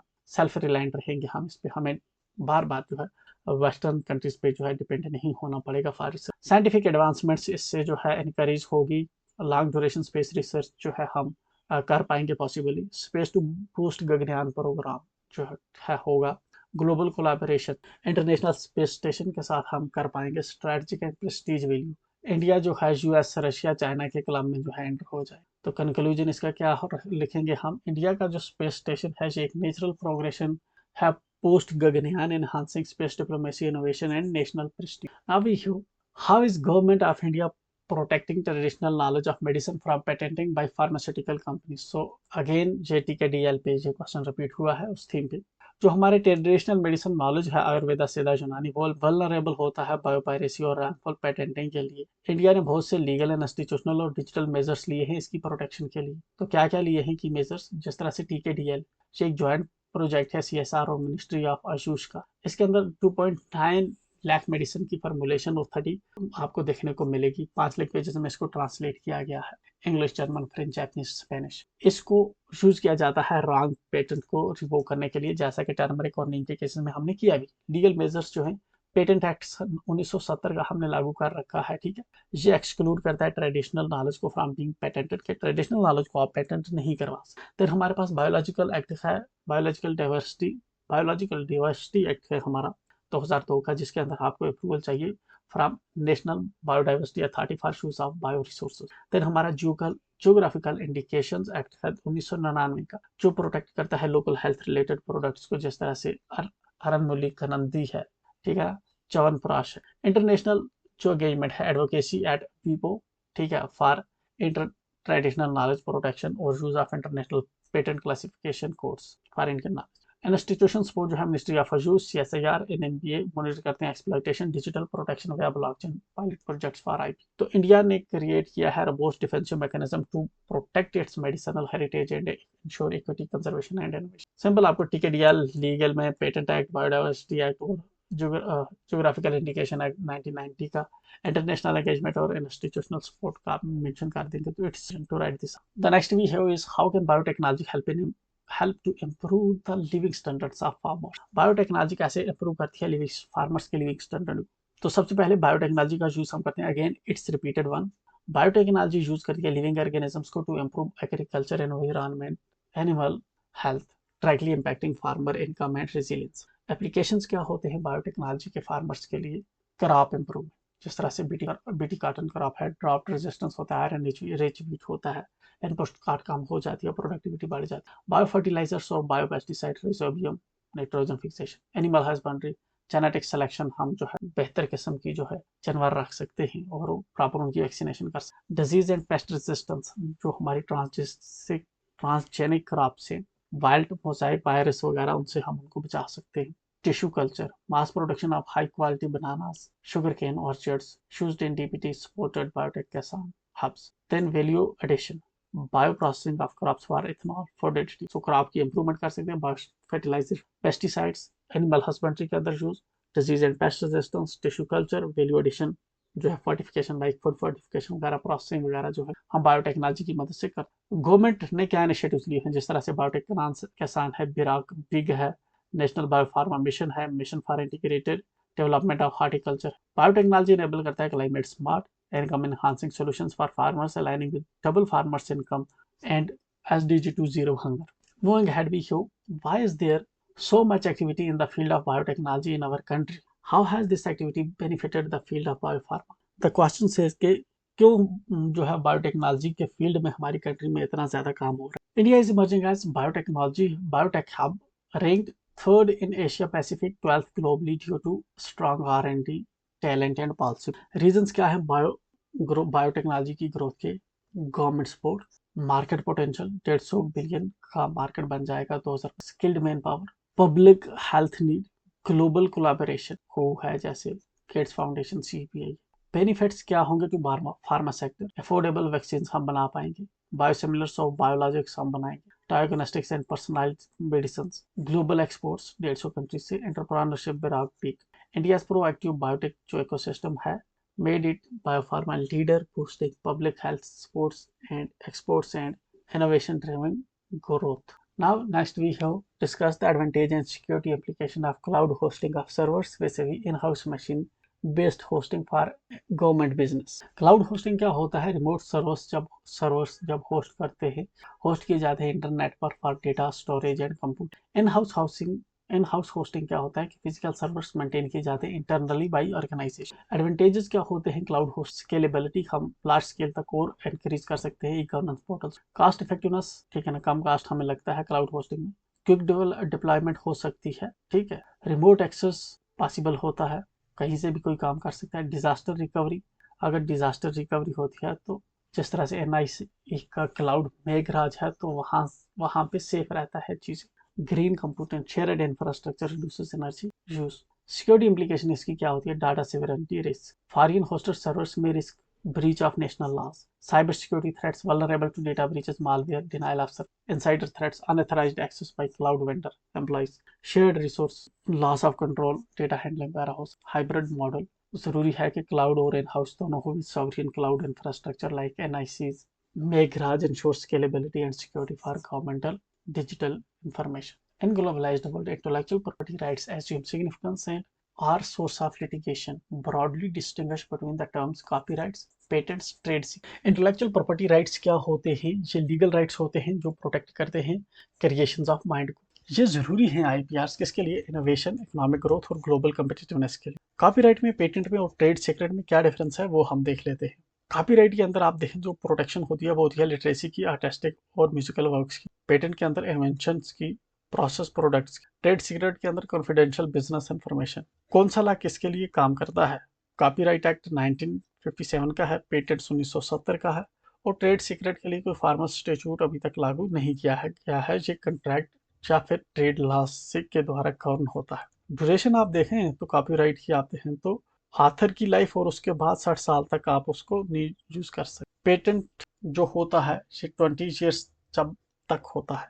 ट्रेड सीक्रेट आपका अनलिमिटेड रहता है as long as kept secret. Registration need आप देखें तो ऑप्शनल कॉपीराइट के अंदर होती है, लेकिन अगर करवा लोगे तो ज्यादा बेनिफिशियल रहेगी। पेटेंट के अंदर मैंडेटरी होती है और ट्रेड सीक्रेट के अंदर कोई रजिस्ट्रेशन की जरूरत होती नहीं है। एग्जाम्पल जैसे बुक्स, फिल्म, सॉफ्टवेयर है कॉपीराइट के। पेटेंट के हैं new drug formulation, engine design. इसमें ट्रेड सीक्रेट के Coca Cola formula, Google algorithm. Disclosure publicly accessible होते हैं copyright, disclosed in patent document, ठीक है ना, इसको डिस्क्लोज नहीं किया जाता। As globalisation increases, IPR, trade and technology flow, clear understanding and enforcement of these types reduces disputes and supports innovation. Bringing out the circumstances in 2005 which forced amendment to the Section 3D of Indian Patent Law 1970, discuss how it has been utilized by the Supreme Court in its judgment in rejecting Novartis patent application for Gleevec. Discuss briefly the pros and cons of the decision. So ये वाला जो है repeat नहीं होगा, but आपको यहाँ पे ग्लेविक और नोवार्टिस क्या पेटेंट की एग्जांपल आप कहीं पे साइट कर सकते हैं। इंडिया ने अमेंड किया अपना 2005 के अंदर patent law to comply with TRIPS agreement allowing product patents in pharma. Section 3D added to prevent evergreening. Evergreening जो है वो कंट्री के अंदर अलाउड नहीं है। What do we mean by evergreening? For example हमारे पास एक मेडिसिन बन रही है ABCD साल्ट, ठीक है, तो आप क्या कर रहे हैं, उसको बना रहे हैं ACDBX। आपने एक्स कर दिया जिसका कोई इफेक्टिव यूज नहीं है, तो अल्टीमेटली मेडिसिन वही रही, तो that is some sort of evergreen. ये वाला अलाउड नहीं है। जहाँ जिस तरह से ग्लेविक एक कैंसर ड्रग थी, तो ये नोवार्टिस ने बनाकर इसका जो है ये पेटेंट ले रहे थे, तो इसको कैंसिल कर दिया था गवर्नमेंट, साइटिंग कि आपने इसमें एवरग्रीनिंग की है। तो इस जजमेंट के तब फायदे क्या हुए थे? पब्लिक हेल्थ को प्रायोरिटी मिलेगी थी, एवरग्रीनिंग को चेक हुआ था, लीगल क्लैरिटी आई थी, ग्लोबल रिकॉग्निशन मिली थी। कॉन्स जजमेंट के क्या रहे? इन्वेस्टर का सेंटिमेंट हर्ट हुए, R&D को डिस्करेजमेंट मिली और ट्रेड प्रेशर जो है वो देखने को मिला। चलिए next we who dam failures are always catastrophic, especially on the downstream side, resulting in a closer loss of life and property. Analyze the various causes of dam failures. Give two examples of the large dam failures. Dam failures occurs होते हैं due to natural or man-made causes, leading to floods downstream और destruction जिसकी वजह से होती है। Causes क्या रहते हैं डैम फेलियर्स के? जिस तरह से एक तो होता है स्ट्रक्चरल फेलियर, जैसे वीक फाउंडेशन होगी, पोअर डिजाइन होगा, एजिंग इंफ्रास्ट्रक्चर होगा, तो डिफेक्टिव मटेरियल यूज किया होगा तो डैम ब्लास्ट कर जाएगी। एक्सेसिव वाटर फ्लो, अगर बहुत ज़्यादा ओवर टॉपिंग फ्लो हो जाएगा तो वाटर स्पिल ओवर कर जाता है और ब्लास्ट हो जाती है डैम। सीपेज और लीकेज जब डैम में शुरू हो जाती है तो उसकी वजह से भी जो डैम है वो ब्लास्ट कर जाती है। अर्थक्वेक्स वगैरह अगर होते हैं तो मेजर शॉक की वजह से जो है क्रैकिंग वगैरह हो सकती है। ह्यूमन एरर्स की वजह से इनएडिक्वेट मेंटेनेंस प्रॉपर नहीं की, ठीक है ना, क्लीनिंग नहीं की, प्रॉपर तरह से मॉनिटरिंग नहीं की, तो उसकी वजह से भी डैम फेलियर हो सकता है। एनवायरमेंटल फैक्टर्स, जिस तरह से लैंडस्लाइड अगर डैम के अंदर हो जाती है तो अल्टीमेटली उसकी वजह से प्रेशर बनता है,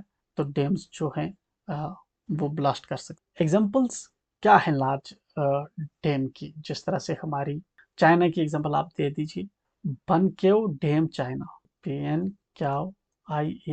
1975 के अंदर जब एक्सेसिव रेनफॉल हुआ सवियर टाइफून की वजह से, ये वाली डैम कोलैप्स कर जाती है, जिसकी वजह से 2 लाख डेथ्स हुई थी। फ्लडेड 11 कंट्रीज, मिलियंस लोग डिस्प्लेस हो चुके थे इस डैम की। देन वायोंट डैम इटली के अंदर 1963 में जो है एक लैंडस्लाइड की वजह से यहाँ पे जो है डैम में ओवरफ्लो हुआ, 2000 लोगों की डाउनस्ट्रीम मौत हो गई। तो dam safety needs continuous monitoring, regular maintenance and modern technology for early warnings to minimise risk. Just remember this: structural failure, excessive water flow, seepage leakage, earthquakes, human error, environmental factors can cause bigger dam failures. Before moving ahead, we have to sip some sort of water. Now ahead, we have question number 2. It's of 2022. Explain the mechanism and occurrence of cloudburst. What's the mechanism and occurrence of cloudburst? In the context of the Indian subcontinent, discuss 2 recent examples. Indian सब continent के context में हम explain करना है mechanism और occurrence cloud burst की, और 2 recent examples इसके लिए देंगे। First thing first, cloudburst होता है क्या है? क्लाउड बर्स्ट एक इंटेंस लोकलाइज्ड रेनफॉल होती है over a short period, usually exceeding 100 mm, often leading to flash floods. एक छोटे से शॉर्ट स्पेन में बहुत ज्यादा बारिश का हो जाना, 100 mm/आवर से ज़्यादा जब छोटे से स्पेन में किसी जगह पे बारिश होती है तो हम उसको कहते हैं क्लाउड बर्स्ट। जब इतनी ज़्यादा बारिश पड़ती है तो इसकी वजह से फ्लैश फ्लड्स बहुत ज़्यादा डैमेजिंग होता है। मैकेनिज्म क्या होता है क्लाउड बर्स्ट का? कन्वर्जेंस ऑफ, एक तो मॉइस्चर पहले कन्वर्ज होती है, देन बहुत जल्द ठंडी होती है असेंडिंग एयर, और उसके बाद जो है टोपोग्राफी इन्फ्लुएंस की वजह से जो है बारिश बरस जाती है। जब मोस्ट ईयर हमारी होती है, ठीक है ना, ह्यूमिड एयर, उसके क्या होता है कि ट्रेन की वजह से वो फोर्स होकर अपवर्ड जो है जाती है, जिस तरह से हमारे जो है जिस तरह से मूनसून विंड्स आती है, ठीक है ना, विंड की वजह से। देन जैसे ही ऊपर जो है असेंड करती है हमारी, तो वहां पे क्या होगा, कूलिंग होगी इमीडिएट और कंडेंसेशन होगी, जिसकी वजह से डेंस क्लाउड्स बनते हैं और हैवी रेनफॉल वहां पे गिरती है, फॉल होती है। टोपोग्राफी इसके अंदर एक मेजर इन्फ्लुएंस करता है। माउंटेन रेंजेस जो होते हैं जिस तरह से वेस्टर्न घाट्स, हिमालयास, इसकी वजह से वर्टिकल अपलिफ्ट जो है वो इन्हांस हो जाता है, जिसकी वजह से अल्टीमेटली जो है क्लाउड बर्स्ट हमें देखने को मिलते हैं। इंडिया के अंदर अकरंस आप देखने मिलेंगे तो कॉमन होता है during monsoon season, specially in hilly regions along the western coast. Recent example आप देखेंगे तो केदारनाथ है 2013 का, ले का है 2010। केदारनाथ में क्या हुआ कि क्लाउड बर्स्ट की वजह से एक फ्लैश फ्लड आता है, जिसकी वजह से 5000 डेथ्स हो जाती है, massive destruction of property, infrastructure and loss of life जहां पे हमें देखने को मिलता है। Same goes in 2010, cloud burst जो है फ्लड्स और लैंडस्लाइड्स आती है, जिसकी वजह से 200 लोगों की मृत्यु हो जाती है, काजिंग मैसिव इंफ्रास्ट्रक्चर डैमेज। तो हम कंक्लूड कैसे करेंगे कि early warning system, improved infrastructure, disaster preparedness are critical in mitigating cloud burst impact in vulnerable। So ये वाली लाइन हम कहीं पे भी लिख सकते, किसी दूसरे डिजास्टर्स के साथ भी, लैंडस्लाइड्स हो या फिर कुछ और हो, कि early warning system, improved infrastructure, disaster preparedness are critical in mitigating cloud burst impacts in vulnerable region। Now ahead, we will explain the causes and effects of coastal erosion in India. What are the available coastal management techniques for combating hazard? Again, repeat. First is causes of coastal region. Second is effects of coastal region. What are the available coastal management techniques? Third, the available coastal management techniques for combating the hazard. First thing, coastal erosion is the loss of coastal land due to action of waves, currents, tides, human activities, which are severely impacting our home ecosystems and human settlements. Causes क्या होते हैं coastal erosion के पीछे? Causes या तो natural हो सकते हैं या फिर ह्यूमन हो सकते हैं, नेचुरल या ह्यूमन। नेचुरल काजेस क्या होते हैं? जिस तरह से wave action, high energy waves arrowed करती हैं बीचेस को, क्लिफ्स को, या दूसरे कोस्टल स्टॉर्म सर्जेस देखने को हमें मिलते हैं, जिसकी वजह से वाटर लेवल जब इंक्रीज होता है फ्रॉम साइक्लोन तो एक्सेलरेट होती है क्या, इरोजन। टाइडल करंट्स हमें जो है constant movement of water can wash away sediments. Human activities जो है, जिस तरह से coastal development, construction of harbours, piers, resorts, इसकी वजह से नेचुरल सेडिमेंट्स का फ्लो जो है वो डिस्टर्ब होता है। सैंड माइनिंग वीकन करती है बैंक्स को। क्लाइमेट चेंज की वजह से सी लेवल जो है वो राइज हो रहा है, इंटेंसिटी जो है वो बढ़ती है कोस्टल एरोजन। सो नेचुरल हमारे है वेव का एक्शन, स्टॉर्म का, टाइड है। ह्यूमन क्या है? कोस्टल डेवलपमेंट, सैंड माइनिंग या फिर क्लाइमेट चेंज। इफेक्ट्स क्या होते हैं कोस्टल एरोजन के? लैंड का लॉस होता है, बायोडाइवर्सिटी का लॉस होता है, इंफ्रास्ट्रक्चर का डैमेज होता है, कम्युनिटीज को डिस्प्लेस होना पड़ता है। कोस्टल मैनेजमेंट की टेक्निक्स क्या है?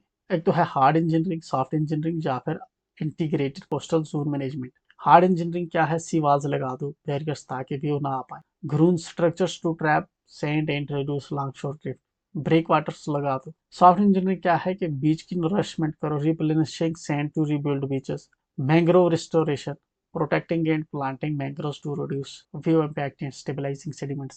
इंटीग्रेटेड कोस्टल जोन मैनेजमेंट एक और ऑप्शन हो सकता है, जहां पे मल्टी स्टेक होल्डर्स की अप्रोच को sustainable development and environment protection के लिए यूज किया जाए। कंक्लूजन में हम क्या लिखेंगे कि effective coastal erosion management demands करता है combination of sustainable practices, legislative measures and community awareness. Now we have next question, it is describe the various causes and the effects of landslides।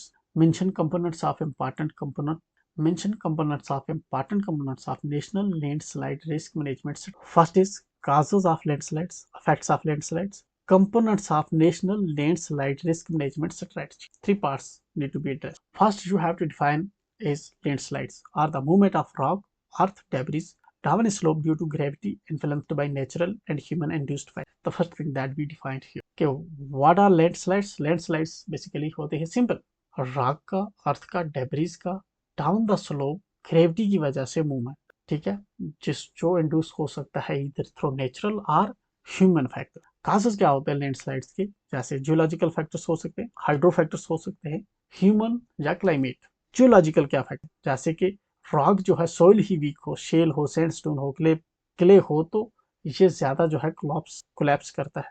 Earthquakes जो है हमारे होता है seismic activity की वजह से लैंडस्लाइड जो है ट्रिगर हो सकता है। हाइड्रोलॉजिकल फैक्टर्स आप देखें तो हैवी रेनफॉल सॉइल को सेचुरेट करेगी तो सॉइल मूव कर, स्नो मेल्ट ज्यादा होगा तो सॉइल सेचुरेशन होगा तो लैंडस्लाइड ट्रिगर हो सकता है। ह्यूमन एक्टिविटीज कैसे करते हैं, जब आप जो है ट्रीज को रिमूव करते हो तो रूट्स डेड होते हैं, ठीक है ना, तो जो होल्ड करके रखी होती है रूट्स ने जमीन को, वो छोड़ देती है एंड अल्टीमेटली जो भूस्खलन है वो हमें देखने को मिलता है। रोड कंस्ट्रक्शन की वजह से जो स्लोप्स होते हैं वो अनस्टेबल हो जाते हैं, तो जैसे बारिश वगैरह पड़ती है या फिर थोड़ी ट्रिमिंग होती है, ठीक है, सिस्मिक एक्टिविटी होती है तो वो गिर जाता है। क्लाइमेट चेंज कैसे करता है, increased rainfall, erratic weather patterns की वजह से लैंडस्लाइड जो है अकरेंसेस बढ़ जाता है। इफेक्ट्स क्या होते हैं लैंडस्लाइड, लाइफ और प्रॉपर्टी का लॉस, सेटलमेंट का डिस्ट्रक्शन, रोड का टूटना, इंफ्रास्ट्रक्चर पुल का बह जाना, कम्युनिकेशन का डिस्टर्ब होना, जहाँ पे जो वायर्स वगैरह होती हैं, ठीक है ना, तारे वगैरह होती हैं, रोड्स होती हैं, रेलवेज होती हैं, वो डिस्टर्ब हो जाती है। सॉइल का लॉस होता है, फर्टाइल टॉप सॉइल जो सॉइल होती है, ठीक है ना, हाँ, उसके ऊपर पत्थर वगैरह आ जाते हैं खेतों में। फ्लडिंग, लैंडस्लाइड्स, डैम्स जो रिवर है उनको डैम कर सकती है, ठीक है ना, फिर रिवर जमा हो गए पीछे फिर ब्रेक कर सकता है, तो इस तरह से फ्लडिंग हो सकती है। National landslide risk management strategy के कंपोनेंट्स क्या है, एक तो है कि हम हज़ार की मैपिंग करके रखेंगे कि किस एरिया में लैंडस्लाइड आती है। दूसरा रिस्क की असेसमेंट करेंगे कितना डैमेज जो है इससे होगा, ठीक है, पोटेंशियल डैमेज कितना होगा।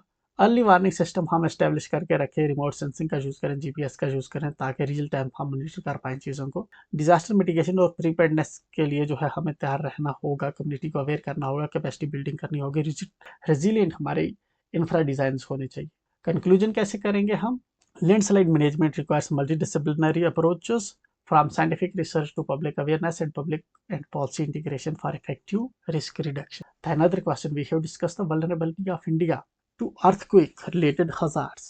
Give examples including the salient features of the major disasters caused by earthquake in different parts of India during the last 3 decades. First, we have to discuss the vulnerability of India to earth-related hazards, earthquake-related hazards. Then we have to give some certain examples, and second we have to give certain examples. Third, we have to give salient features of major disasters caused by earthquakes in different parts of India during last 3 decades. So we have time here from 1995 to till date. So let's get started.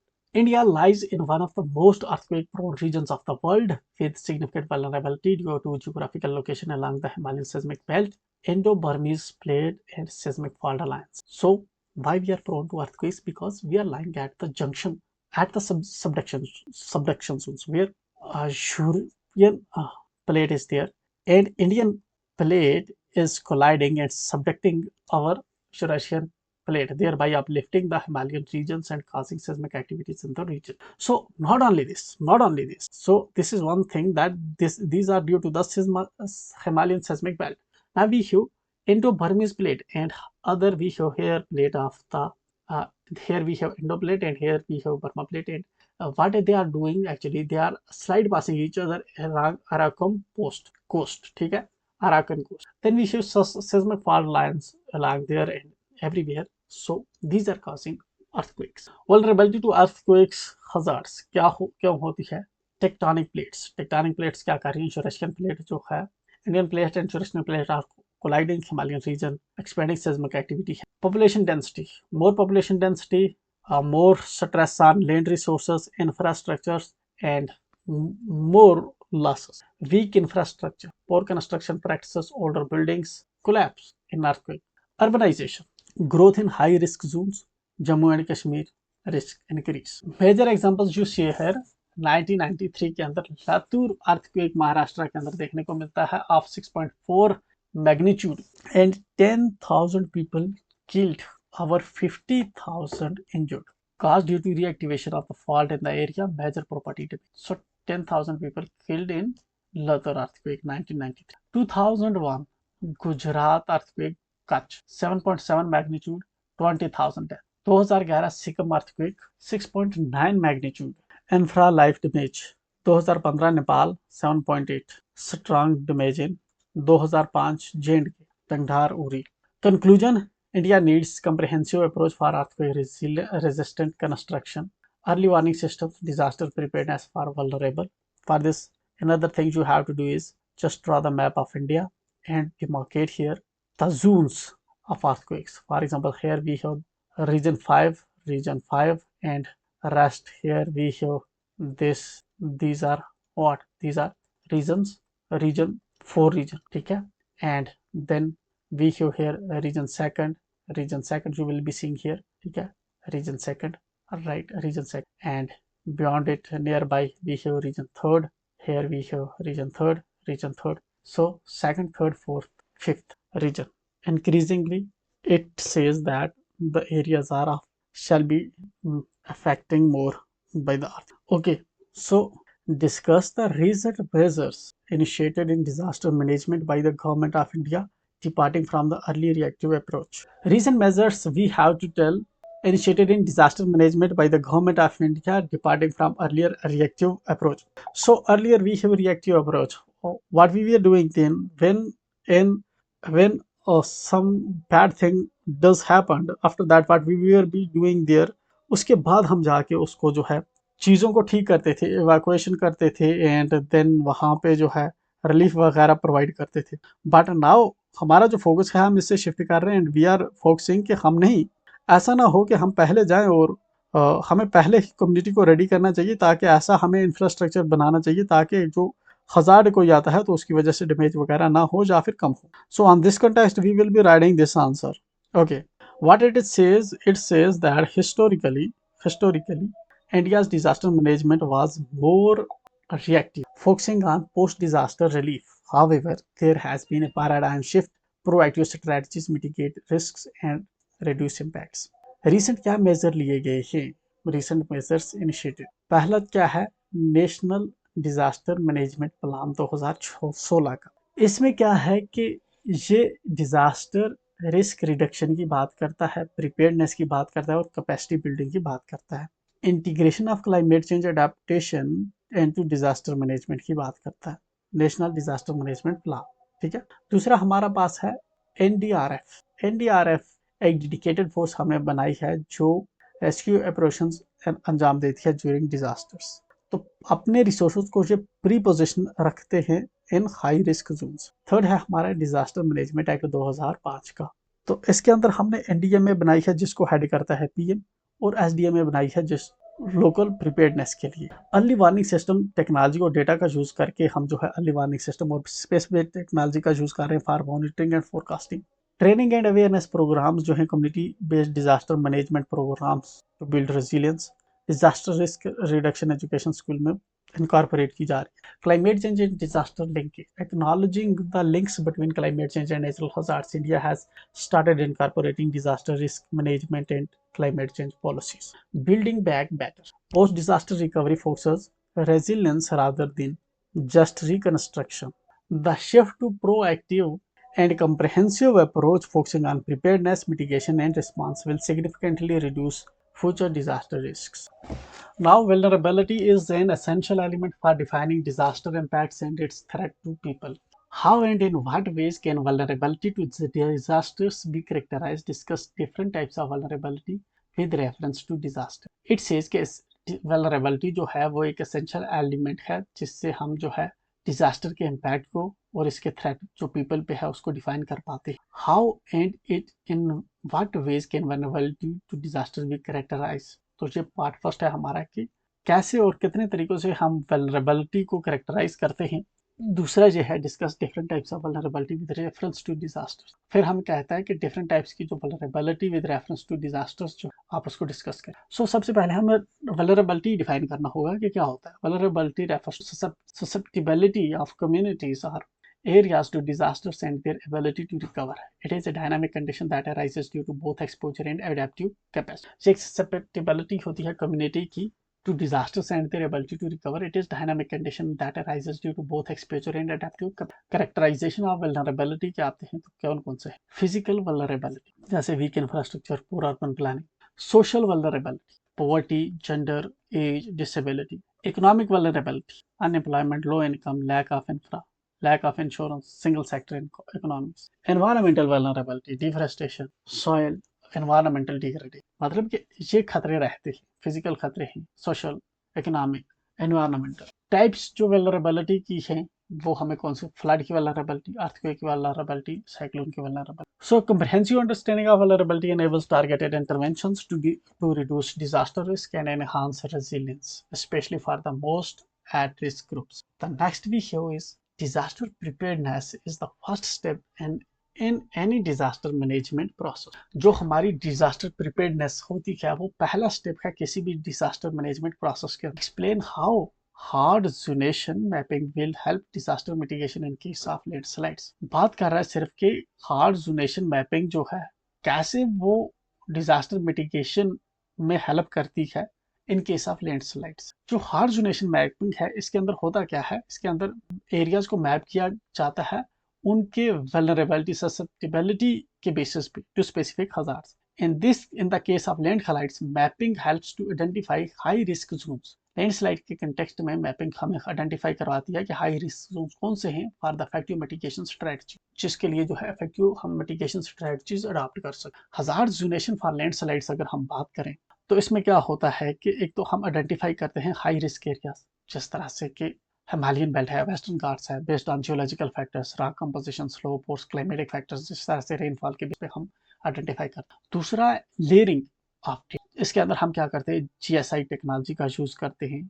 Multiple data layers such as rainfall, slope, soil composition को हम मिला के जो है understand करते हैं कि landslide का रिस्क इस एरिया में कितना है। Layering of data. थर्ड है वी हैव प्रिडिक्टिव मॉडलिंग। इसके बाद हम क्या करते हैं, जो हमारा पास्ट का लैंडस्लाइड्स का डेटा है, सिस्मिक एक्टिविटीज है या फिर रेनफॉल ट्रेंड्स है, उसके बेसिस पे हम क्या करते हैं कि एक मॉडल को क्रिएट करते हैं जिससे प्रिडिक्ट होता है कि लैंडस्लाइड अकरेंस कब हो सकता है। जैसे वी डिटेक्ट कि मानसून का टाइम है जहाँ पे रेनफॉल होगी तो देयर इज पॉसिबिलिटी कि जहाँ पे ये लैंड मास सेचुरेट होके नीचे डाउनस्लाइड का। ठीक है, so this how we do predictive modelling. Community mapping. इसके अंदर हम क्या करते हैं कि लोकल कम्युनिटीज को इन्वॉल्व करते हैं to identify landslide hotspots based on historical knowledge and experiences. अगर आप चुनाव वैली में कभी गए होंगे, माता मशेल जी गए होंगे, या फिर ऐसे ज़ंस्कार रीजन्स में अभी आप कभी गए होंगे तो यू विल नोटिस के बहुत वास्ट पहाड़ हैं, विशाल हैं,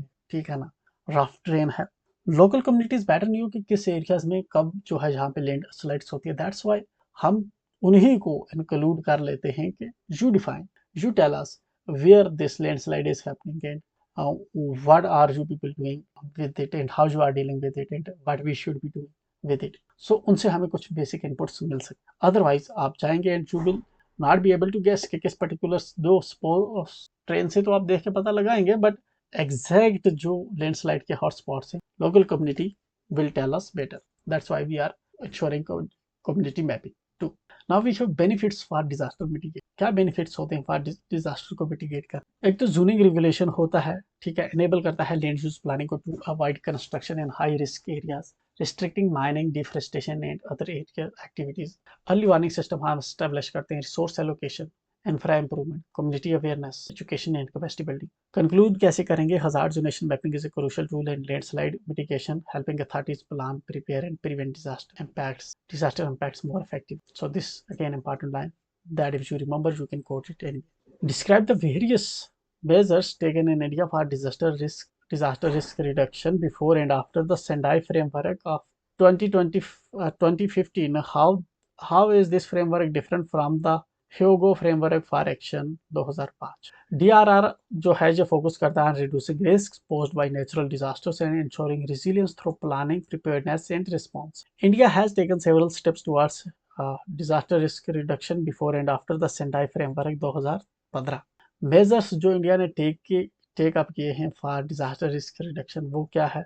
सेंडाई फ्रेमवर्क से पहले हमने क्या किया था कि national policy on disaster management हमने 2009 में लागू की थी, जिसके अंदर early warning system, community preparedness और कैपेसिटी बिल्डिंग की हम बात करें। Then we showed national disaster management act 2005 का, ठीक है ना, जिसने एस्टेब्लिश किया था एनडीएमए को और एसडीएमए को। Then we have national disaster response force जो इमीडिएट रिस्पांस और rescue operations disaster affected areas में करती है। So this were the stuff जो हमने सेंडाई फ्रेमवर्क से पहले कर रखे। Now came Sendai framework in 2015 तो इसके बाद हमने क्या किया, सेंडाई फ्रेमवर्क एम्फसाइज करता है रिस्क रिडक्शन पे, बिल्डिंग रेजिलियंस पे, और प्रमोट करता है sustainable development. India adopt Sendai priorities focusing on disaster risk governance through clear policies and strong institutions, risk assessment and early warning systems, engaging the private sector in risk reduction, or focus on reduction of disaster losses in lives, livelihoods and health. State disaster management plans have aligned with Sendai priorities. अब हमारे जो थे, हमने prevention की और जो है ज़्यादा फोकस किया। डिफरेंस बिटवीन सेंडाई और ह्योगो में क्या फ्रेम डिफरेंस है? फोकस एरियाज देखें तो ह्योगो का क्या है, 2005 का जो था, ये डिजास्टर प्रिपेयर्डनेस और रिस्पांस पे ज्यादा फोकस करता है। सेंडाई जो है ये रिस्क रिडक्शन, डिजास्टर रेजिलियंस पे ज्यादा फोकस करता है और सस्टेनेबल डेवलपमेंट पे ज्यादा फोकस। अप्रोच देखें तो ह्योगो फ्रेमवर्क की जो अप्रोच थी वो रिएक्टिव थी, वो रिस्पॉन्ड करता था। सेंडाई की क्या है, प्रोएक्टिव है, ठीक है ना, ये रिस्क प्रिवेंशन, रेजिलियंस और सोशो इकोनॉमिक डेवलपमेंट की बात करता है। कंक्लूजन कैसे करेंगे हम? While India made significant progress in DRR before Sendai framework post 2015, efforts have been aligned with global standards, focusing on risk reduction and resilience building through multi-stakeholder approach. Now we have question number 10. On December 2004, tsunami brought havoc on 14 countries including India. Discuss the factors responsible for occurrence of tsunami and its effects on life and economy. In light of guidelines, NTMA 2010 described the mechanisms for preparedness to reduce the risk during such event. So दो तीन part हैं question के। पहला तो है tsunami के पीछे क्या फैक्टर्स होते हैं, ठीक है, और दूसरा इसका पार्ट है कि सुनामी के इफेक्ट्स इकोनॉमी पे क्या हो। थर्ड इसका पार्ट ये है कि एनडीएमए की जो गाइडलाइंस हैं उसके अकॉर्डिंग हम कैसे प्रिपेयर कर सकते हैं ऐसे इवेंट्स के लिए। तीन पार्ट हैं। तो 2004 की जो इंडियन ओशन के अंदर सुनामी आई, वो अपने आप में एक डेडलीस्ट डिजास्टर था, जिसकी वजह से वाइड स्प्रेड डिवास्टेशन आपको देखने को मिली 14 कंट्रीज के अंदर। ये सुनामी ने हाईलाइट किया अर्ली वार्निंग सिस्टम का इंपॉर्टेंस और प्रिपेयर्डनेस फॉर सब इवेंट्स। ये हमने पैराफ्रेज क्वेश्चन को ही कर दिया है यहाँ पे इंट्रो में। Factors responsible for occurrence of tsunami. Tsunami के पीछे क्या फैक्ट्स होते हैं? एक तो है टेक्टोनिक एक्टिविटी, जैसे 2004 की जो इकोनॉमी है वो सबमरीन अर्थक्वेक की वजह से हुई थी, जो 9 मैग्नीट्यूड का अर्थक्वेक हुआ था in the west coast of Sumatra, जिसकी वजह से वाटर की डिस्प्लेसमेंट हो जाती है ओशन फ्लोर, और जिसकी वजह से मैसिव वेव्स जो हैं क्रिएट होती है अक्रॉस द इंडियन ओशन। दूसरा एक तो है टेक्टोनिक एक्टिविटी, दूसरा plate tectonics. The event occurred along the subduction zone where the Indian plate is subducting beneath Burma plate, generating large scale seismic activity, ठीक है। थर्ड क्या है कि अंडर वाटर वोल्केनिक एक्टिविटीज, जब अंडर वाटर कोई volcanic activities होती है कुछ एरियाज में, तो उसकी वजह से भी जो सुनामी है ट्रिगर हो जाती है। इसके अलावा जैसे एक मेसिव लैंडस्लाइड हो जाएगी तो उसकी वजह से भी जो है एक सुनामी ट्रिगर हो सकती है। न्यूक्लियर टेस्टिंग वगैरह आप कर रहे हैं या फिर न्यूक्लियर फेलियर हो जाता है जहाँ पे अंडर सी, तो उसकी वजह से भी जो है लैंड आपको सुनामी देखने को मिलेगी। इफेक्ट्स इसके क्या होते हैं लाइफ और इकोनॉमी पे? लॉस ऑफ लाइफ, जैसे 2.5 लाख लोगों की मृत्यु हो गई थी 2004 वाली इकोनॉमी की, सभी कंट्री 10,000 तो इंडिया में ही डेथ हो गई थी। इकोनॉमिक इम्पैक्ट आप देखें तो एक्सेसिव डैमेज जो हुआ इंफ्रास्ट्रक्चर का, रोड ब्रिजेस का, तमिलनाडु कोस्टल एरिया जो हमारे यहाँ आंध्र प्रदेश अंडमान निकोबार, फिशरीज टूरिज्म वगैरह खत्म हो गया। एनवायरमेंटल इम्पैक्ट देखें आप तो कोस्टल का इरोजन हुआ, डिस्ट्रक्शन मैंग्रोव्स का, कोरल रीफ्स खत्म, फ्रेश वाटर का कंटेमिनेशन हो गया। तो प्रिपेयर्डनेस मेजर्स जो एनडीएमए की गाइडलाइंस है 2000 की क्या क्या है, वो कहती है तो एक अर्ली वार्निंग सिस्टम हमें इंश्योर करना चाहिए फॉर सच इवेंट। जब अर्थक्वेक होता है तो then we should be monitoring कि सेस्मिक एक्टिविटीज हो रही है और अकॉर्डिंगली हमें वहाँ पे अलर्ट्स इशू करने चाहिए। Then coastal zone management plans, कि कोस्टल जो मैनेजमेंट है वो बहुत ज़रूरी है, जिसकी वजह से जो हमें है specially construction high risk zones में अवॉइड करना, या फिर फ्लड रेजिस्टेंस इंफ्रास्ट्रक्चर्स जो है वो बिल्ड करना, ठीक है ना। कम्युनिटी ट्रेनिंग और अवेयरनेस ज़रूरी है, रेगुलर ड्रिल्स अवेयरनेस का होना for coastal communities on evacuation and tsunami preparedness. Infrastructure resilience, strengthening critical infrastructure, port communication networks, evacuation shelters to withstand tsunami waves. The 2004 tsunami was a wake-up call for need of robust early warning systems, community-based preparedness and resilient infrastructure in coastal regions to disaster risk. चलिए next we have the frequency of urban floods due to high intensity rainfall is increasingly over the years. Urban floods जो हैं वो increase हो रही है. Discuss the reason for urban floods. This being the first part of question. Highlight the mechanism for preparedness to reduce the risk during such event. एक तो है reasons for urban floods, then we have mechanism for preparedness to reduce floods, to reduce risk during such events. Urban floods क्या होते हैं, हमें यही पहले इसके context में करनी होगी बात। Urban floods are becoming increasingly common due to intense rainfall and growing challenges posed by urbanization. Flooding in cities disrupt lives, damages infrastructure, poses significant economic activity. Reason urban flooding के क्या हैं, जैसे बहुत ज्यादा रैपिड अर्बनाइजेशन हो रही है तो ग्रीन स्पेसेस कम हो रही है, इम्परमिएबल सरफेसेस आपको रोड्स मैग्नेमाइजेशन हर जगह पे देखने को मिलेगी। क्लाइमेट चेंज की वजह से जो रेनफॉल की इंटेंसिटी है वो बढ़ गई है, शॉर्ट स्पेन में आप देखेंगे बहुत ज्यादा रेनफॉल हो रही है। इनएडिक्वेट ड्रेनेज सिस्टम आप देखेंगे जहाँ पे बहुत ज्यादा चोक हो गई है, ठीक है ना। तो आउटडेटेड हमारी जो है ड्रेनेज इंफ्रास्ट्रक्चर है, तो हैवी रेनफॉल जब होती है उसको हैंडल नहीं कर। इनकरेजमेंट आप देखेंगे नेचुरल ड्रेनेज एरियाज में जहाँ पे जो है फ्लड प्लेन्स के ऊपर जो है बिल्डिंग्स कंस्ट्रक्शन हुई है, वेटलैंड्स के ऊपर, रिवर बैंक्स पे, तो चोक कर दिया है नेचुरल जो वाटर बॉडीज की उनको, ठीक है। जो पहले एक्सेस वाटर को एब्जॉर्ब कर लेते थे तो वो ऑलरेडी चोक हो। डिफोरेस्टेशन आप देखेंगे तो डिफोरेस्टेशन की जो है नेचुरल एब्जॉर्प्शन जो वाटर कैपेबिलिटी थी वो पूरी रन ऑफ हो जाती है विद इन मिनट्स। तो rapid urbanisation, climate change, inadequate drainage system, encroachment on natural drainage or disaster, deforestation are certain reasons for urban flooding. Mechanism, preparedness के लिए क्या होना चाहिए? Flood risk mapping and zoning, जो एरिया है उनको हमें पहले जोनिंग करके रखनी चाहिए कि this particular area it's near the bank of this river और जहाँ पे फ्लड हो। अर्बन ड्रेनेज जो है उसकी इंप्रूवमेंट हमें करनी चाहिए, ठीक है। परमिएबल पेवमेंट्स बनाने की जरूरत है, ग्रीन इंफ्रास्ट्रक्चर सिटीज के अंदर डेवलप करने की जरूरत। रेन हार्वेस्टिंग जो है हमें इनिशिएट करनी चाहिए, मैंडेटरी होनी चाहिए इवन बिल्डिंग्स की। फ्लड वार्निंग सिस्टम जो है यहाँ पे होना चाहिए, weather monitoring system, public awareness campaign होनी चाहिए, ठीक है। क्या इवैक्यूएशन कैसे करनी है, first aid and safe spaces कहाँ पे है, कैसे मूव करना है। अर्बन फ्लडिंग एक कम्प्लेक्स प्रॉब्लम है, but with better planning, infrastructure development and community preparedness, cities can reduce the risk associated with urban floods. Now we have next question from DM. It's with reference to NDMA guidelines. Discuss the measures to be adopted to mitigate impact of recent incidents of cloud bursts in many places. Rakhand again a repeated question. Cloud bursts जो होते हैं which lead to sudden heavy rainfall over a short period have become more frequent in places like Uttarakhand. These events result in flash floods, landslides and mass. So हमने रिफेरेस कर दिया किसको, question को। Measures हम क्या ले सकते हैं इसकी मिटिगेशन के लिए, क्लाउड बर्स्ट की मिटिगेशन के लिए एनडीएमए गाइडलाइंस के according. Early warning system, lead issues की मैपिंग, ठीक है, स्लोप स्टेबलाइजेशन और एरोजन को कंट्रोल करना, कम्युनिटी बेस्ड डिजास्टर मैनेजमेंट जो है इनिशिएट करना, ट्रेनिंग और कैपेसिटी बिल्डिंग। इंफ्रास्ट्रक्चर रेजिलियंस जो है हमें बिल्डिंग्स, रोड्स वगैरह एस्टेब्लिश कर। इम्प्रूव्ड वाटर मैनेजमेंट सिस्टम जैसे रिजर्वायर्स, ड्रेनेज वगैरह जो एक्सेसिव वाटर को हैंडल कर। कंक्लूड कैसे करेंगे?